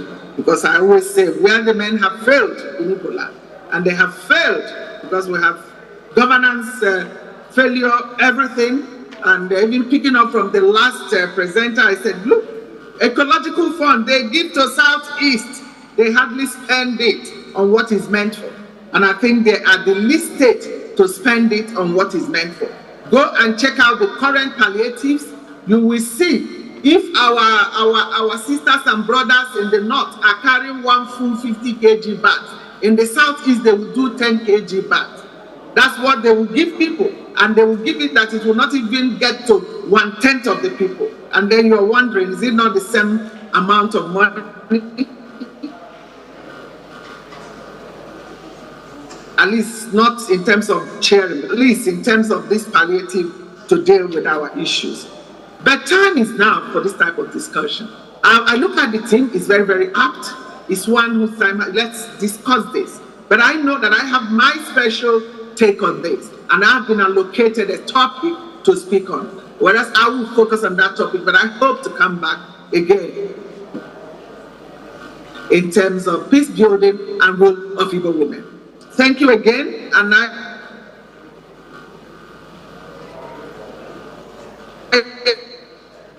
am very sorry for not being physically present, because that's to be there is solidarity, parcel of this. No if, no. I'm going to be speaking quickly to Beyond Talks. Your program, I think it's Beyond Talks towards action, paving the way for gender. You agree with me? I think it's more than 3 feet time allotted. Speak to it. I have done an 11-page presentation for which I will avail the organizers at the end. But I'm just going to quickly speak to the issues.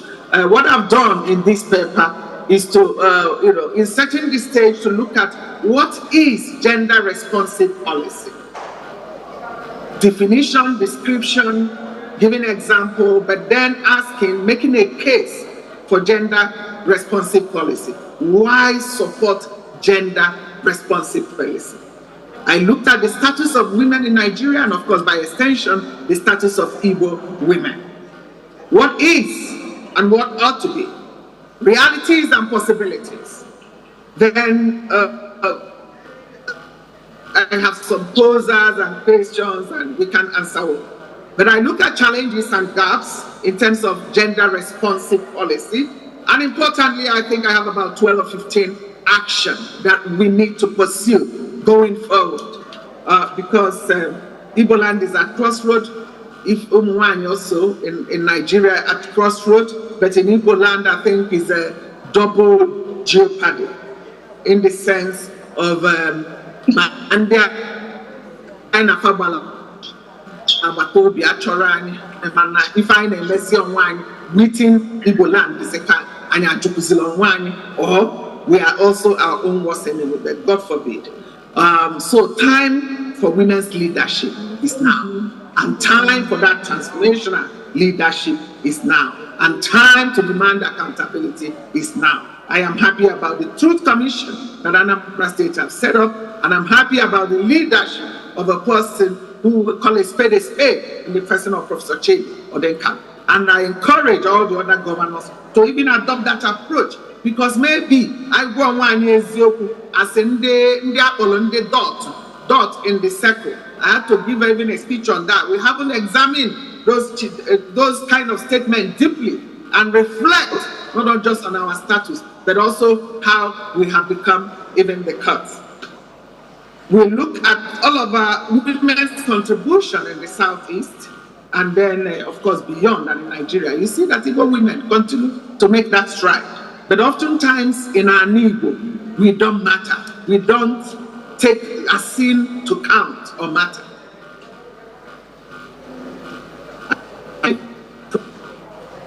Presentation, most societies we know, including ours, is driven by patriarchal ideologies. That's the truth of the matter, which define relationship, allocate ascription of roles, responsibilities, positions to different individuals, including women. If you read Things Fall Apart, Achebe, it articulates that very well, and then others have built on that, and that explains, the sex stereotypes, the social norms, the agents of socialization, the family, the school, the community, and how that impacts on women. The consequence is that most times the best of society are not annexed because of marginalization and discrimination that women face. I'm having some interference. Is it Ozioma? Please, can you help to mute Ozioma? Thank you. Then we look at, the gender inequality that permeates all aspects of our life. For instance, it manifests in the family institution, in the educational sector, in labor sector, politics and social services, everywhere you look. In fact, I recall one of our mottos then, I was a founding member of Women in Nigeria, and then my sister is there. We are all in way. Is that you can look the world through the eyes of a woman. Every issue is a woman issue. Even long, we adopted that position, even long before Beijing platform of action. If you look at on this, I think report 2022, it said that achieving full gender equality, which is one of the 17 SDG, in fact it's goal 5, it will take the world 300 years. 300 years. I think all of us can ask. So it's not in our lifetime, it's not in our lifetime. But then there are different aspects, of course, we know that can be realized, and we know where progress has been made and where we have retrogressed. It is critical that we really now invest in women and girls in Nigeria and in Igbo land. It pays. It makes economic sense. It makes political sense. It makes for sustainable development, livelihood sustainability. What is gender responsive policy? I won't go into semantics of definition, but it's important to say that gender responsiveness is intentionally employing gender consideration.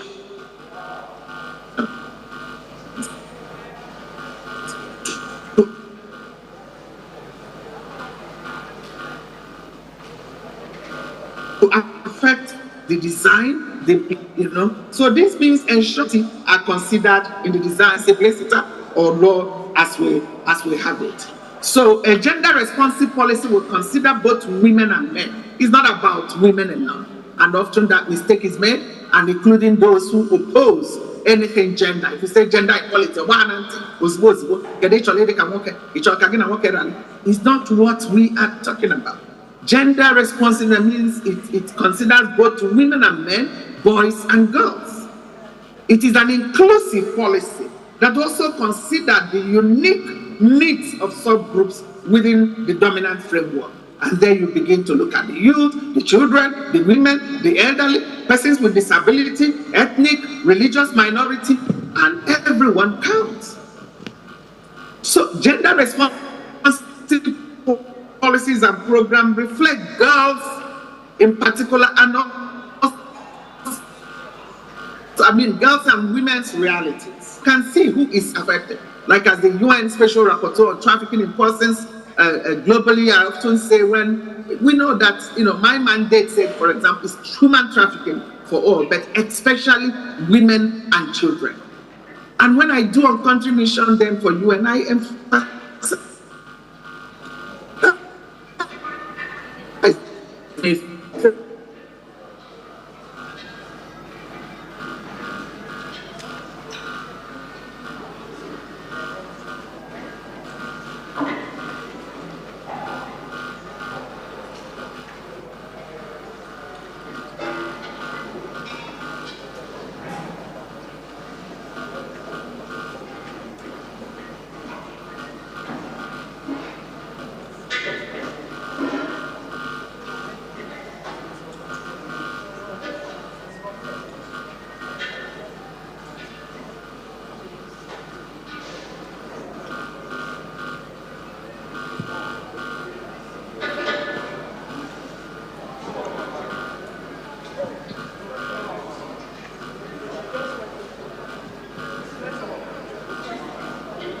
Okay, while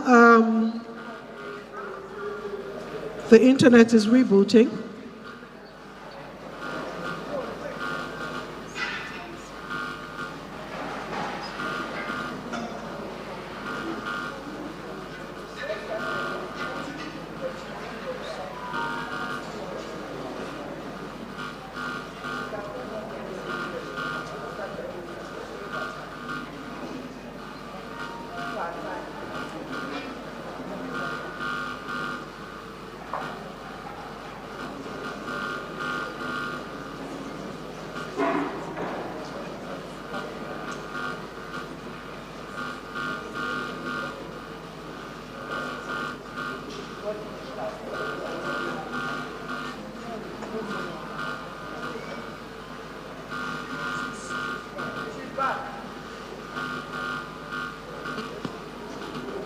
sorry about that. I was just unmuted now. I don't know why it just went off for a while. But what I would do is to just connect on another device so that at least both can go off at the same time. Then I can quickly just continue. Okay, so the point I'm making, technology, is that there are beyond 1,000,000,001 reasons to support gender responsive policy. It makes economic sense. It's really about humanity. It impacts social, economic, political, educational. So I'm trying to join another platform so that I can always continue. So just give me a second. So that whatever I want to be able to. Okay. That's okay. Thank you so much for your patience. So gender responsive policy will consider gender norms, roles and responsibilities of men and women, how they affect access, control over resources, who gets what, It takes into account the specific need of people, as I've said. So within this, and without going too much into that, being conscious of time, let us quickly look at the status of women in Nigeria. Because if you're doing a gender responsive policy, a critical analysis will show that gender inequality is intertwined with poverty, with slow economic growth, with underdevelopment, and this has been researched and they are evidence-based. So for me, looking at the status of Igbo women or status of women in Nigeria, and by extension, Igbo women, because I often say, show me one ethnic group that respects women's rights in Nigeria, or one religious group that is that so gender sensitive. You know, so in the end, we have so much commonalities as women in Nigeria, despite our differences. And I can see that we can use those differences as a political resources moving forward in terms of pushing for our cause. I dare say that women's rights is at crossroads in Nigeria and can be likened to a case of one step forward, two steps backward. Since the onset of democracy, we've seen some gains that women have made in terms of legislative gains. We've seen, for instance, Violence Against Persons Prohibition Act, which now has been replicated in 35 states. We've seen laws of withdrawal of girls from school, prohibition of harmful traditional practices, protection of widows, you know, and then I've been part of them. I recall in Enugu State we had the 2,000 widows and widowers protection, and this is also part of the issue of being gender sensitive. When we conceive of the law, we put only widows, but then they protested, then we added widows. The same way what happened with the Violence Against Persons Prohibition Act and then laws of different states of the Federation. But what we are lacking, because extant laws to some extent protect women, even though the principles of equality and non-discrimination have not been entrenched in our laws and in practice. What we are lacking is the issue of implementation has been ineffective and fragmented, and there has been no accountability to gender issues.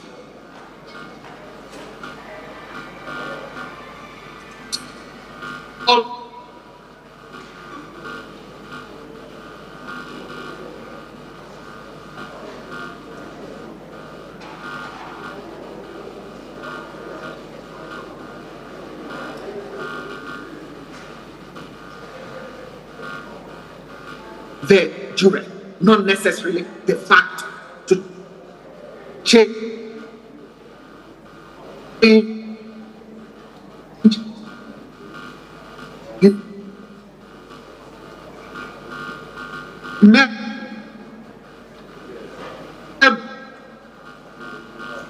by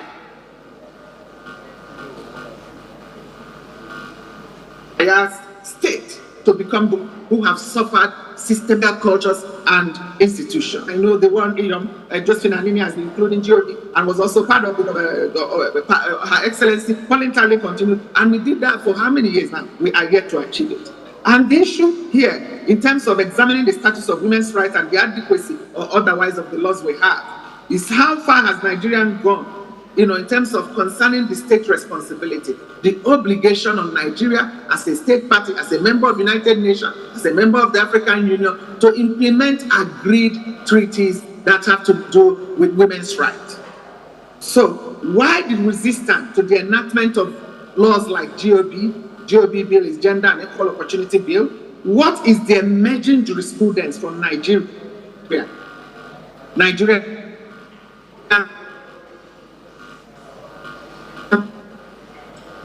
That administering gender justice in situating women's struggle within Nigeria, we need to consider broadly how women have bargained patriarchy. I think it's very important, patriarchal norms and institutions, to engage the state to reform itself and to reform the laws that we're talking about. So time and space will not permit me to exhaustively discuss on this subject, and I'll have to quickly rather move on to action, because action is important. But before I move on to that, it is important also to go philosophical. In Rousseau's work, The Social Contract, man is born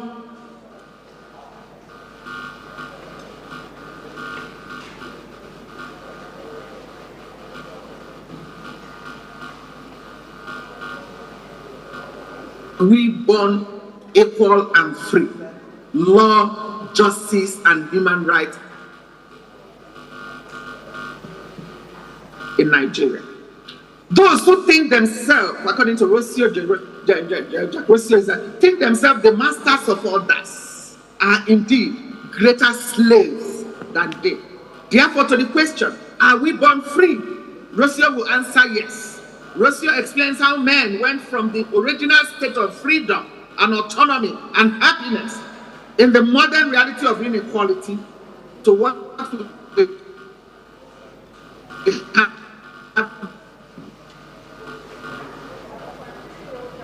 Rocio, of course, is a male philosopher, and he argued for universalizes man as synonymous with humanity.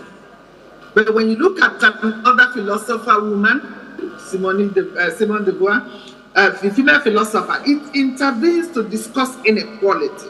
And the other important word in the title of my presentation, equality, and we're talking of gender responsive policy.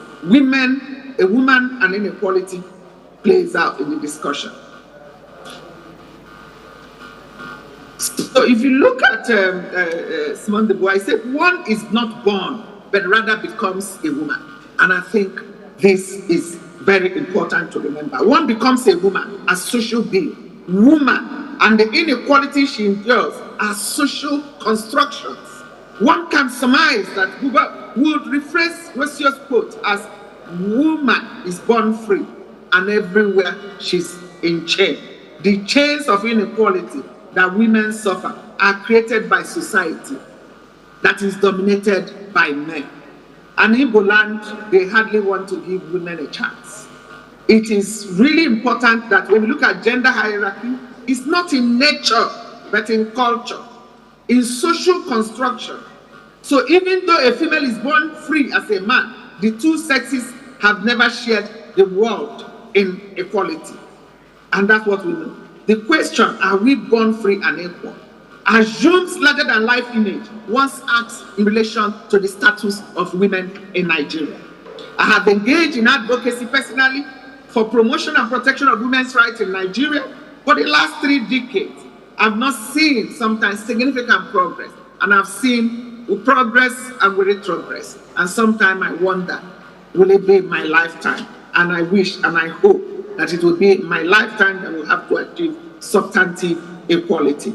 So I looked at women's struggle, and like I said, I won't go into that, and the role of women. Oftentimes in history we forget some, including Janet Mokello, who was in the Lancaster House and part of constitution making as an Igbo woman. And it is for us to tell our story, to use our narrative, because sometimes you find that people, what happens is that they will normally say, okay, you know, Igbo women, where you see all the others, but you don't see Janet Mokello. And it is us, we are not documenting Igbo women in that space that have made impact in colonial time, and then also at independence struggle and post-colonial time. So despite suggestion about colonial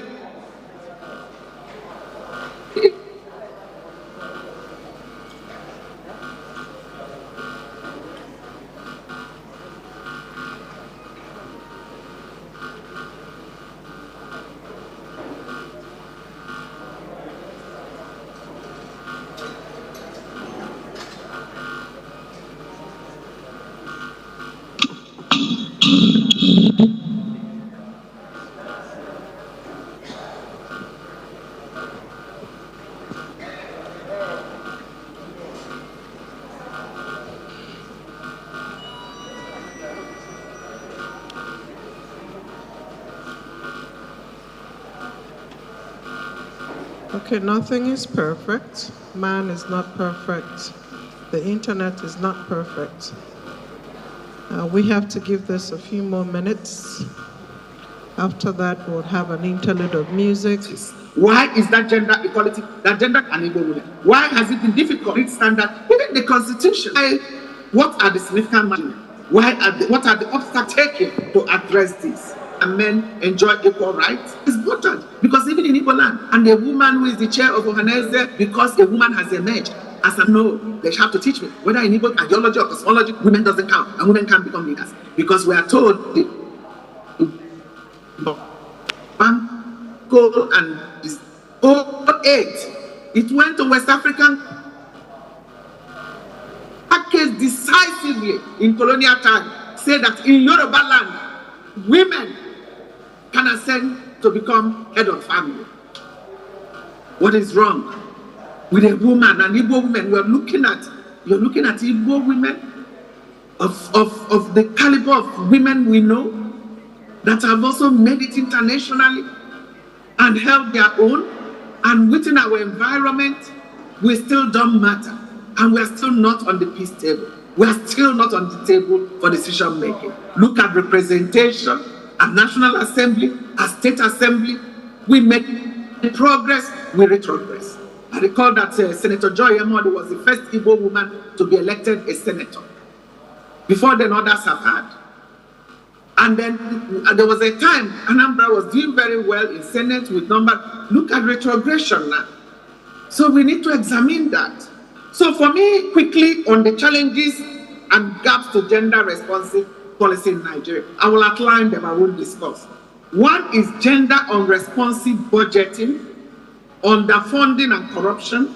Second is lack of capacity to mainstream and integrate gender in policy formulation and execution. For me, there is always a triangle to policy: policy formulation, policy implementation, policy evaluation, and the evaluation will feed back to reformulation of the policy. 3, ineffective coordination and fragmented systems. We work even as women in silos.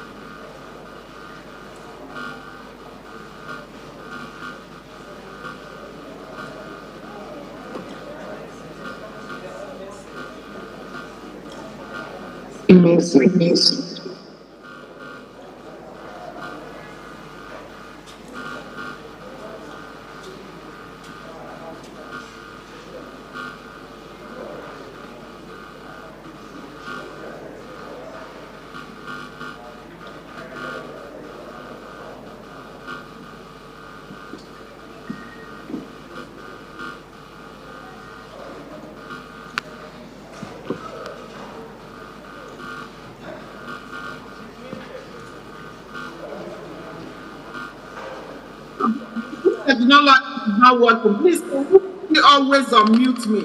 Okay. I have We another system. The host automatically unmutes, and I've been asking unmute me, unmute me, unmute me. We can hear you now. Thank you. Please just be on the lookout, whoever is in the ICT control room, because it just mute automatically, and I'm trying to speak. I didn't really go off, thank you. So what I have, I think this is telling me to quickly round up. There is also the issue of lack of gender accountability and inefficient government, lack of political and economic will accounts. Number 6, issue of stereotypes and patriarchy in Igbo land.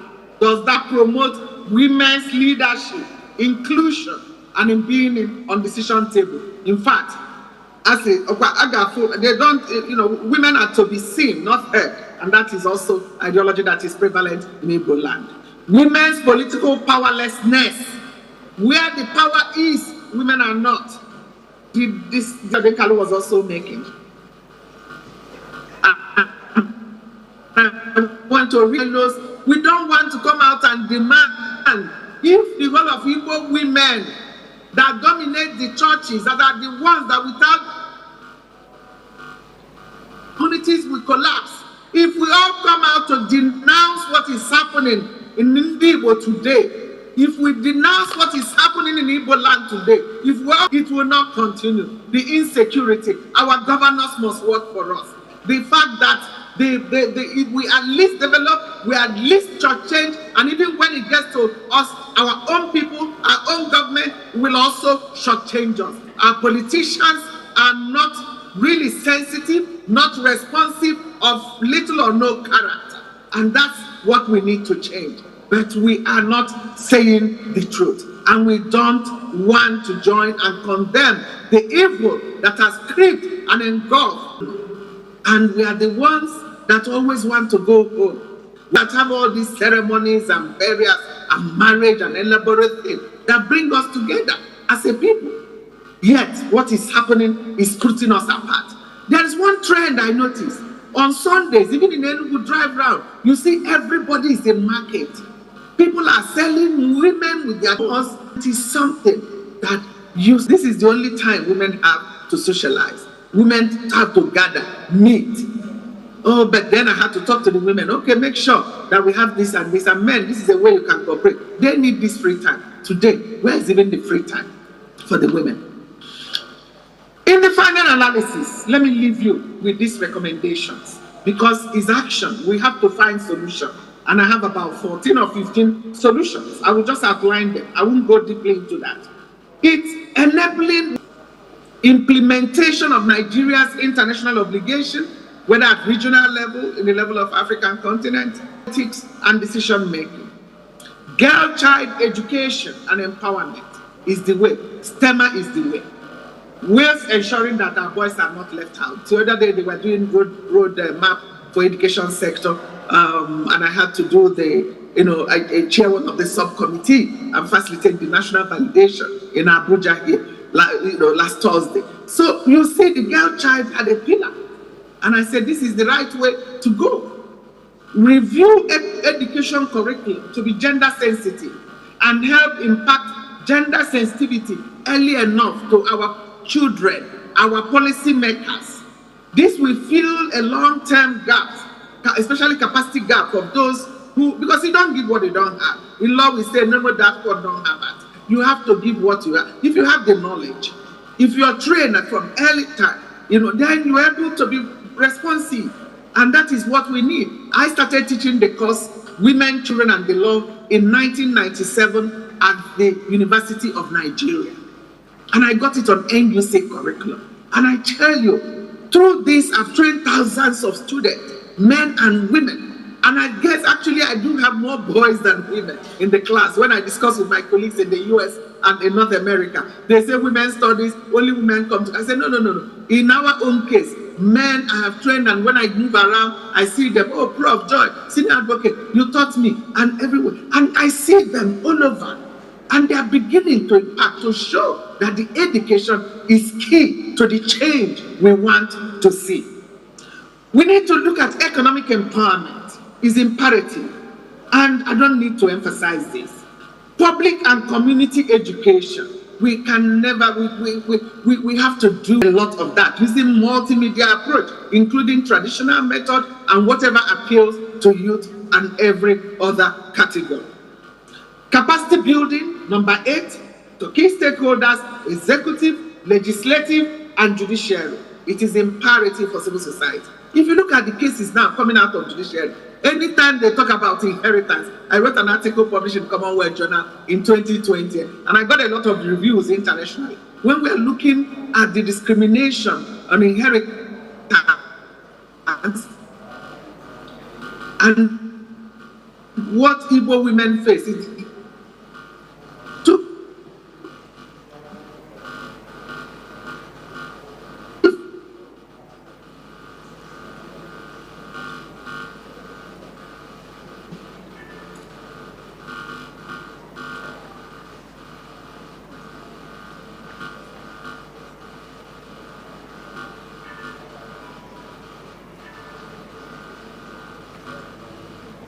of wind feeder. I said I saw a gap in terms of access to justice. Women not getting the legal aid and the support they need to fight for their rights.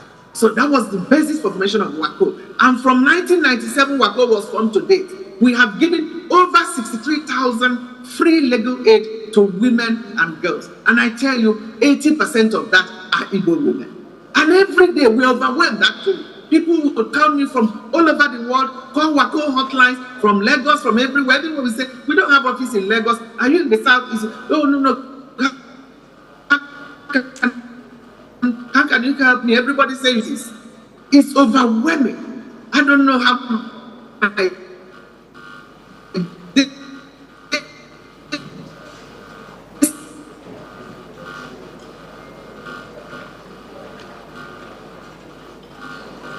That's how it ends. Every day is everything. What are we doing? Very, very high in the land. And it is this issue of maltreatment of so-called house help. As is also the wicked in Nigeria.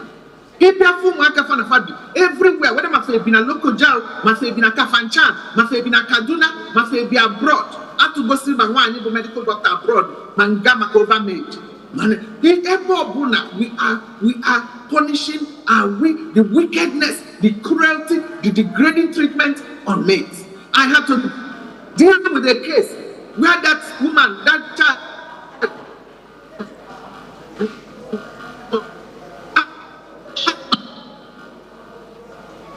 Every day we are in court doing this.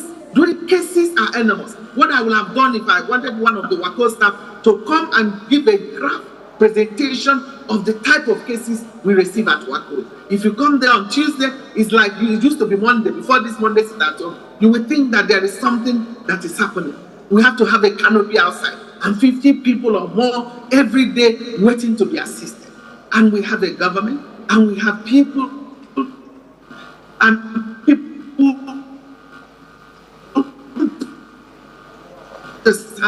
that it makes sense to invest in women. That this value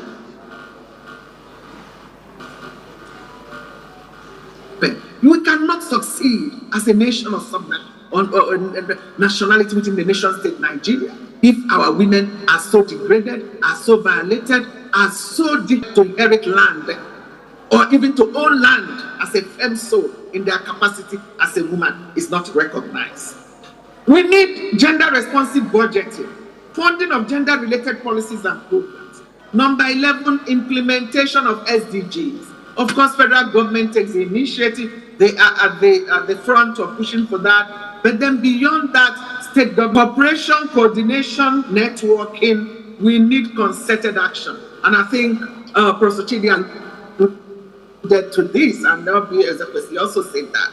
Without, if we don't come together as a group, or there will be a so if all of us come back and say no, and demand from our governors, whether governors forum and say these are practices that we don't want to. You people know that there are places in Igbo land, 3 days, even a man put out on a window, giving your room. And then there will be problem. And they will not come out to eat, fend for themselves and their children in this civilization. There is a lot. Maybe when we debate call or not, I say, well, I'm a chief, I'm a high chief, I'm more than 5-6 times. I said, this is not even where my mind is. I want bigger things and better things. Women need more land than husbands. I need more this, that. It's not even, this is not my interest. Let us now prioritize what we need to actualize our God-given potential first, and then fight and choose our battle and fight in the right direction. Definitely, we will find men who are allies, who will support us. There are men doing feminism. There are men who are concerned as us, but we need to find the right men who will not patronize and trivialize our matter. Traditional and cultural leaders, we must not leave them. Now, one of the most insensitive after Nkendi side in here. Sometimes they hold on tenaciously to things that have been dropped years back. And we have this customary court reinforcing every day patriarchal ideologies that exclude women, that don't recognize women's rights, including even extant gender responsive policies. I think we need to engage media. They will set the pace, shape the positive masculinity that we need, and make a case for that gender responsive policy, gender equality, and women's empowerment as the way to go and signpost for civilization, for sustainable democracy and development. In conclusion, for me, we need to deliberately employ gender consideration at all stages of policies and programs. Design and implementation will advance gender equality, sustainable democracy and development. And I often say, a democracy or development that is not engendered is in danger. It will never survive. We must all be in this together. It is about our collective future. Today, as this UN Special Rapporteur on Trafficking, I traveled to over 100 countries in the world. And when I was being interviewed last December, the British BBC, named me as one of the 100 women of impact in the world. Of course, before then, in 2013, Newsweek Daily Beast had named me one of 125 women of impact in the world. I didn't have to lobby for this.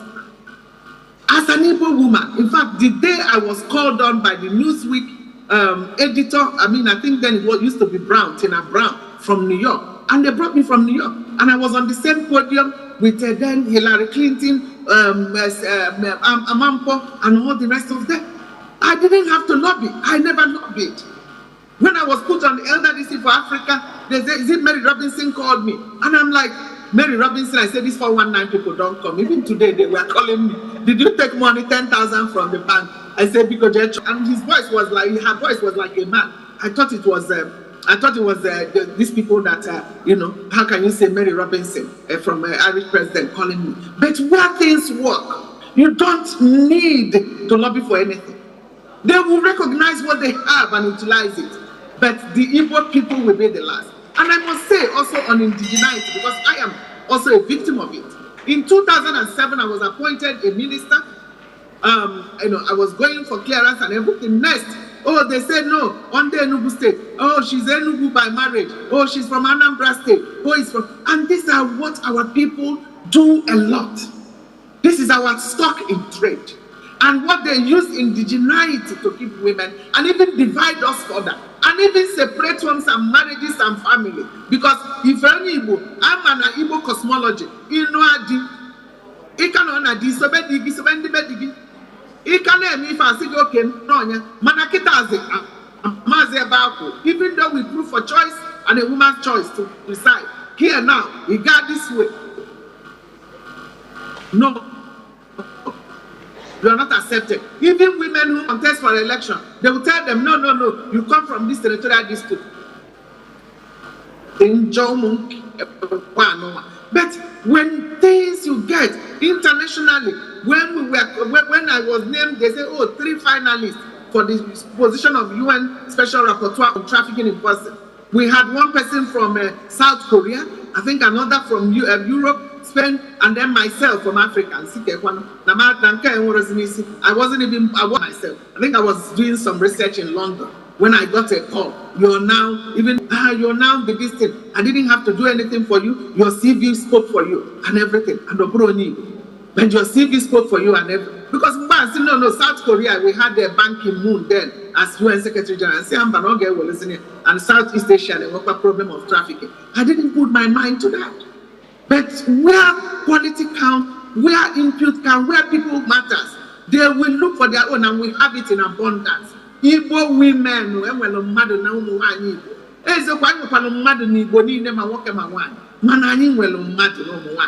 and I'm wonderful that we can survive and do our own and hold our own and impact our society. The people that may be saying, oh, she's from here and here, then you go and look who are the main beneficiaries of our activism, of our development work. It will still be in the state. And you go to the people, the real people, they don't care, they want you. The people that are divided is the political elite, the political class. And we have to say enough of that and come together as a formidable force to reject those things that set us back. And even those things that make us kind and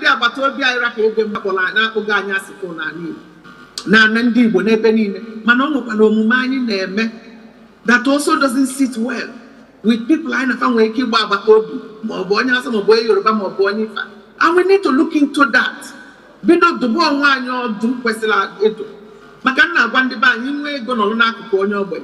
Also, the Linya Jos Ebobona. On your way now, Bologna, so that you bring young Chaliva, or Man Quedio, who me failing. So I will do my name. I have had to talk to Ndi when Boga Cancunia play. Pull out mana Ethiopian because I do Mefan international. Muma Candia Zwafia or Cassindi Boys all peers give us the statistic 18 point something, and we have some of these boys not educated. So when we're talking of gender responsive policies, we will know that I need to call our girls in on the Gola, so I can promote child education. Now Nigeria, the way we can get is open all around Nigeria and all these jobs. No, then we need them to be educated because their manner, their ethics. When came there in a plane, 1 year air hostess was trying to get her there. I said, no, actually, 10 minutes to land it. West Common General land, family. You see some of them after on a plane, find out about China every day. Up to 9 number city, or because of balance and a business car. And they are Uktaba. You say, if they are man, they family. Who was in because I'm on a plane now, from Ethiopian Airlines. I took to 04 and can you delay for almost 2 hours. Get a comment on some mayonnaise on a plane. On your big group or use a very vulgar language. Until the airline they needed to offload him. And where's a kita go gamma? Now open and fully and I'm not going to my Obodino. Makanambag a messy event and your Ethiopia. Up $30,000 and only to get baggage to Uganda for years. And our people need to be educated on this. My heart bleeds to see our young boys and men. Have you people been coming? I'm a grandmother. You come down on a plane from Enugu. Hardly will you find an Igbo man help you or a boy. You get the same. Now it's in America. If one day in a cliff or now can I help you with your bag on your chat? Manandibo, can you say by Mutala Joyfa? Can they buy Mutalo culture and Yemwerosi? Umumenga Sangasa. On your Putamakati walk away with your part to yourself now. We need to change this. Let us pay attention as we move forward in NKATA. Focus on here, reach out to community. Well, reach out to August women meeting. Enough of a Ghana to Kaije develop. Kai never go to Kobel or Bele. Take a long of Najan, we have Woku Balulu, Prophytics, Kuzeli for manners. Or what on your ethics? Every day, battle living with my student. And we're going to talk all the 10 p.m. You're supervising me. See, only a man before. You know, album your supervisor, you send them text. You know, come at this time. You Maradona, only in Amaro, man, on Sunday, man, on Christmas Day. I get a call to talk about work. But if any now, if I got this, and if I am mad at Kapandi Bonanjo, you need the Ijafia, and there's a gender Yoruba. I got Gopogina, I got Paliga, Obi in a Kapalo one. If one keke or cheer patu. If you feel a quick talk, Okugi say, oh, the sopola drone and need go chacha. And Umanya will blow major blow. I get Nepiana. If before all of us should contribute, all hands must be on deck. It is in our hands to change the narrative. And we can, and we must, and we have to. Thank you. Thank you.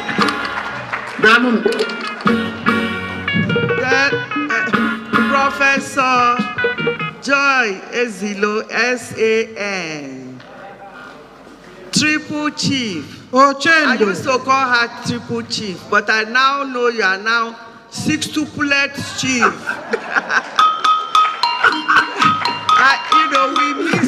We miss your energy here. I was hoping to see you. If you had seen her live, you know her energy is infectious. Oh, because God will continue to guide you. As you travel from country to country and you're doing what you're doing for the world, Chineke Abiyama will go with you.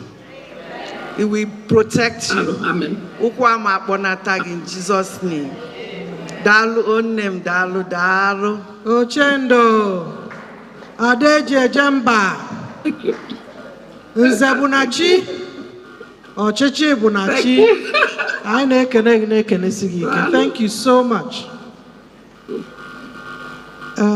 It's lunch time, it's music time, it's refreshment time.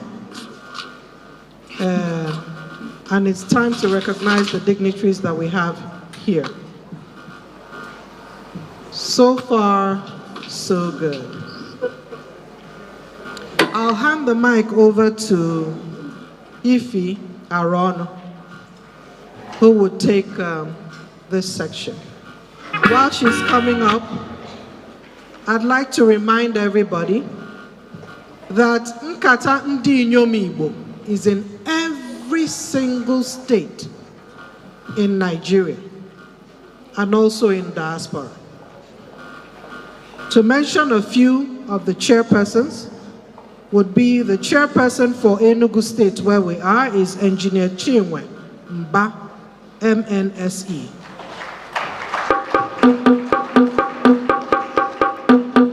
Professor Adeze Muzo, chairperson, Ebonyi State. Ijoma Okasanya Ndubeze, chairperson, Imo State. Elwem Kene Ajumobi, chairperson, Anambra State. Honorable Mrs. Bridget Nne Mwejike, chairperson, Abia State. Princess Ife Akerele, chairperson, Lagos State. Kate Mbono, MBA, MPH, MHA, CFP, chairperson, FCT, chairperson, diaspora. Mrs. Ujunwa Kalo, chairperson, FCT, Abuja.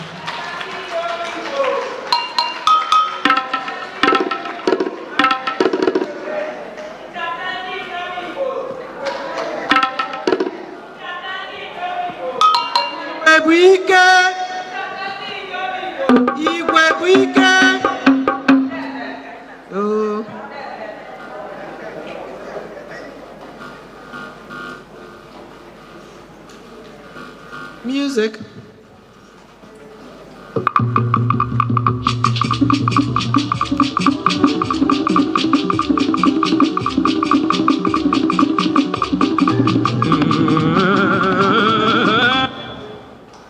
Thank you so much.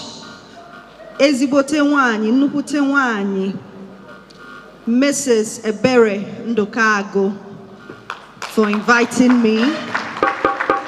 It is your stage, but you invited me. I do not take it for granted. Thank you so much for the space.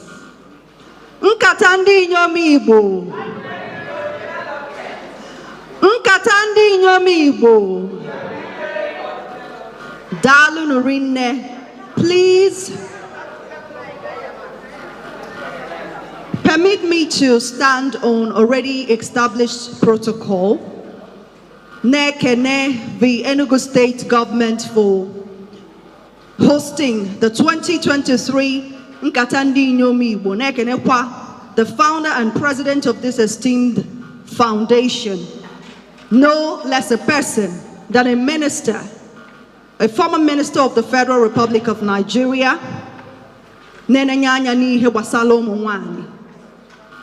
Iyoma Nene Kaina, we are on Nyebolo, our grandmother. Iyom Ekenem. Thank you.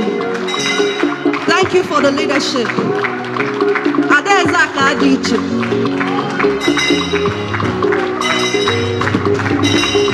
Iyomene Memwa. Thank you for the leadership, for the love.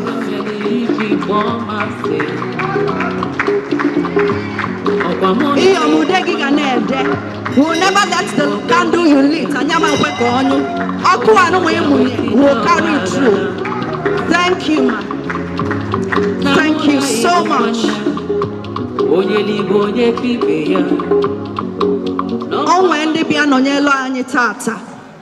ha bịakwala ụnyaa ka anyị nabatafa n'ụzọ pụrụ iche.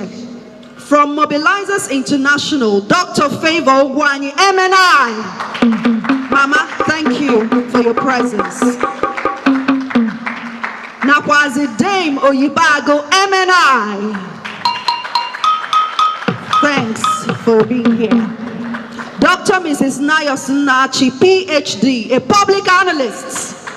Biko Kaina Akwaka. Dr. Mrs. Nkeu Okalago, Princess, President General, CWO, Home and Abroad in Ukebe, and her team, Kedepefano, none on the CWO. Thank you so much, none. Engineer Dr. Mrs. Joy Ene, an engineer and lecturer at the University of Nigeria in Nsukka. I believe a great lioness herself, Faculty of Engineering. Chief Mrs. Tina Nwodo, a health expert, Biko Kenenuha, Nakwaka, let's welcome them specially. Engineer Mrs. Nkiru Ngwo, Engineer Kabino, we welcome you specially. Thanks for coming. Oga Bunufutoge, Makanaine Humaka, the preservation of our customs, tradition, Njirimara Ndibo. Onwe nnukwu nwaanyị nọ n'ebe ọ bịakwala ụnyaa mana ọ sị na tata bụ mgbe o ga-egosizi anyị ihe o ji wee bụrụ nne mmanwụ. Biko ka anyị kpọrịta ndị Igbo niile, ndị Igbo niile. Onye na-ekwu mere ihe ọ na-eme na ọkụ mmụọ onye kaba nwanna anyị ga-ebu nwere onwe ya Godfather ndị Igbo Chairman 10 overseas companies, Director, Assurance Bank PLC, Onyama Ayekenegi, Chief Ifeanyi Nwankwo, Ugochi Mereze na Rondizo, Chairman AA8.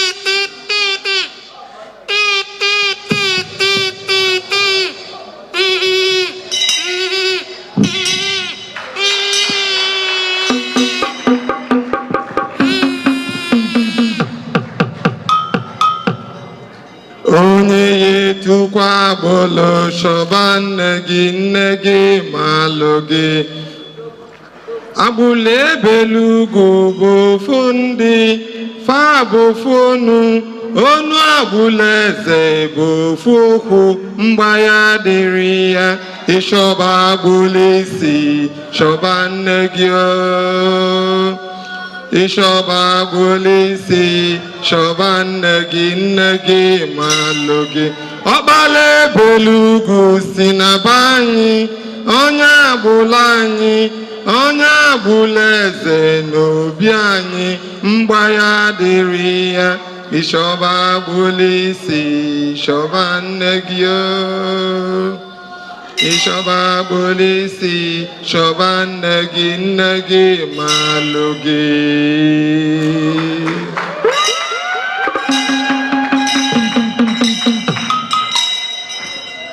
Ndi inyom ekene m unu. Inyom Igbo niile ekene m unu.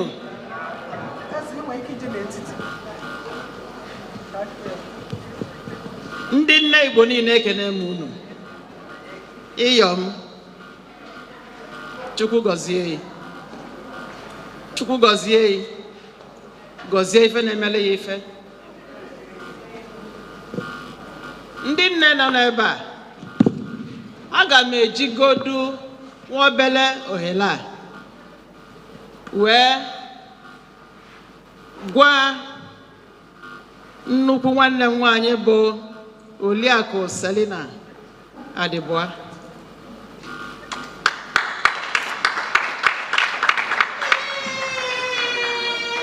Iwelu nwa obele iwe ka ị bịara ka anyị kene nwere ofu mana ka nkọwa ọ nne mmanwụ ka mbụ n'omenala Igbo. Aga m ekene nna anyị ife ichizulu ma ọ bụrụ na iji ọdụ